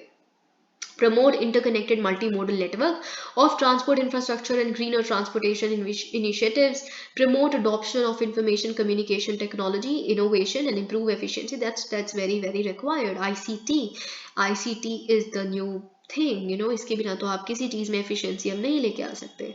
ओके, तो डेटा एक बारी लीजिए और उसके काम को ख़त्म कीजिए। हर बारी कोई एक ट्रक वाला आ रहा है, 36 पेपर वर्क करने की ज़रूरत नहीं है, इसीलिए बार बार टाइम लगता है रुकने का। ठीक है, सड़क सही नहीं है तो सड़क बनाइए, बिजली नहीं है तो आप अवेलेबल करवाइए, उनको फ्यूल नहीं मिल रहा चलने के लिए तो उसको अवेलेबल करवाइए। Promote inclusivity by addressing the needs of logistic supply and user need. तो अभी रिसेंटली क्या हुआ है, मिनिस्ट्री ऑफ कोल ने फीडबैक मांगा है ड्राफ्ट कोल लॉजिस्टिक्स पॉलिसी 2022 पे। बेसिकली आइडेंटिफाई करना चाहती है, इवेल्युएट करना चाहती है और एलिमिनेट करना चाहती है जितने भी गैप्स एग्जिस्ट करते हैं कोल इवैक्यूएशन इंफ्रास्ट्रक्चर और environment friendly transportation of coal में, माइन से लेके उसके एंड यूज प्लांट तक। तो देखिए ये बहुत ज़रूरी है, पता है, क्योंकि एक हमने, याद होगा आपको, एक आर्टिकल डिस्कस किया था जिसमें क्या था कि आप वैसे कह रहे हैं कि हम शुगर के मोलासिस से या फिर जितना मेज से, कॉर्न से, ये सब वगैरह हम क्या बना रहे हैं, बायोफ्यूल बना रहे हैं। लेकिन बायोफ्यूल को ट्रांसपोर्ट आप ट्रक पे करवा रहे हो, ट्रक के अंदर डीजल डला हुआ है या पेट्रोल डला हुआ है, तो आप वैसे मतलब रिन्यूएबल एनर्जी को तो कट आउट कर दिया ना आपने, मतलब वो कैंसिल हो गया। तो वैसे आप रिन्यूएबल एनर्जी के लिए कोल फूक रहे हो या फिर फॉसिल फ्यूल्स फूक रहे हो, तो फिर वही चीज हो जाती है अब यहाँ पे। लेकिन इट्स गुड कि सरकार is doing this for transportation of coal, they want to use environment friendly transportation, ठीक है, जिसमें रिन्यूएबल एनर्जी या फिर सोलर पावर या ऐसा कुछ यूज हो। ठीक है, coal logistics means transport of coal from origin of destination through single or multi-modal mode of transportation, कुछ भी हो सकता है। ठीक है, साथ ही में storage, loading, delivery, power plant, steel manufacturing, सब कुछ इसमें इन्वॉल्व होगा। इसके लिए मतलब for the purpose of delivery to power plant, steel manufacturing. तो इसमें मल्टी मोडल भी हो सकता है, सिंगल मोड भी हो सकता है, ज़रूरी नहीं है रोड से ही जाए, जो फ्री ट्रेन होती है उससे भी जा सकता है। तो ऐसे मल्टी मॉडल भी हो सकता है। तो integrated, cost efficient, resilient, sustainable, trusted logistics ecosystem provide करने की बात है ताकि ग्रोथ देखें। कोल विजन है 2030 की, coal vision 2030 commissioned by Coal India in 2017, जिसके हिसाब से डोमेस्टिक कोल प्रोडक्शन है, it is estimated to be 1300 to 1900 million ton per annum by 2030। तो इतनी डिमांड को केटर अगर करना है, डिमांड इतनी बढ़ेगी, तो एक अच्छा लॉजिस्टिक्स, एक अच्छा ट्रांसपोर्ट स्टोरेज पॉलिसी होना चाहिए। तो यही सारी चीज़ें यहाँ पे लिखी हुई हैं। ओके, आत्मनिर्भरता के लिए भी बहुत ज़रूरी है as a part of it. Policy strategies to be taken, क्या लिए जाएंगे policy. Smart coal logistics corridors, this is very important. जब हम इन्वेस्टमेंट कॉरिडोर या ये सब चीज़ों की बात करते हैं तो they have to be smart. Okay, तो जिसमें कंप्लीट ओवरसाइट रखा जाए कि every tonne of coal mine से लेके जो कंजम्पशन पॉइंट तक जा रहा है इंफॉर्मेशन टेक्नोलॉजी के माध्यम से, ये पूरी चेन डेवलप हो। Okay, that provides real time information, यहाँ से निकल गया वहां तक पहुंचा, अपने आप कुछ नहीं करना, ठीक है। जैसे हम रियल टाइम इंफॉर्मेशन सिस्टम को कैसे देखते हैं, अगर हम आर्टिफिशियल इंटेलिजेंस या सेंसर्स अगर हम कहीं पे किसी स्टोरेज में या किसी गोदाम में अगर बेसिकली कोई हॉर्टिकल्चरल प्रोडक्ट पड़ा है या कोई क्रॉप पड़ी है, तो उससे क्या होता है, सेंसर्स वहां पे लगे हुए हैं, आपको लगा, सेंसर को लगा कि हाँ मॉइस्चर बड़ा ज्यादा हो रहा है कि क्रॉप सड़ सकती है या फिर टमाटर गल सकते हैं, तो ऑटोमेटिकली सेंसर कहाँ एसएमएस पहुंचा देता है, उसके ओनर के पास। सो रियल टाइम इंफॉर्मेशन यहाँ पे भी ऐसा है कि कोई कोल लीकेज या कुछ होगा, उतना जितना गया है उतना वहां पहुंचेगा, नहीं पहुंचेगा, ये सब कुछ from mine to the destination एक स्मार्ट कॉरिडोर बनेगा। Multimodal network of transport, the policy proposes to formulate a multimodal integrated national coal evacuation plan. A technical support unit and an inter-ministerial committee will be set up for formulation of the plan. So that's very good, multimodal network होना ही चाहिए वैसे तो। यहाँ पे पर दिक्कत है, मतलब इट्स वेरी अनफॉर्चुनेट कि इंडिया में इतनी सारी रिवर्स हैं, पर रिवर के माध्यम से जबकि जो वाटर ट्रांसपोर्ट का माध्यम है, इनलैंड वेज हो चाहे वो या फिर बाकी हो, उसको सबसे ज़्यादा यूज़ किया जाना चाहिए, पर इंडिया में उसको हार्नेस नहीं कर पाए हम, नेशनल वाटर वेज को अभी तक, उस पोटेंशियल को हम समझ नहीं पाए। अनफॉर्चुनेटली हम हर चीज़ के लिए रोड्स पे डिपेंडेंट है, फिर रोड्स भी हमारी सही नहीं है, तो ये दिक्कत है। Okay, rights of way, ROW of rail and roads and first mile evacuation are planned as part of the mine allocation processes. Green transportation initiatives, यही सारी चीजें यहाँ पे लिखी हैं। Okay. Okay, data-driven systems, rationalize railway tariff rationalization for first and last mile connectivity. Now, this is very important. Okay, क्योंकि जब tariff ही इतना ज़्यादा है ट्रांसपोर्ट करने का, तो इसीलिए तो रेलवे यूज़ नहीं करते, रेलवे के लिए बहुत कम है और रोड से ज़्यादा ट्रांसपोर्ट होता है, तो और टाइम लगता है उससे, तो इसीलिए टैरिफ रैशनलाइजेशन होगा। ओके, तो there is nothing much in it. Thank you so much, please like the video.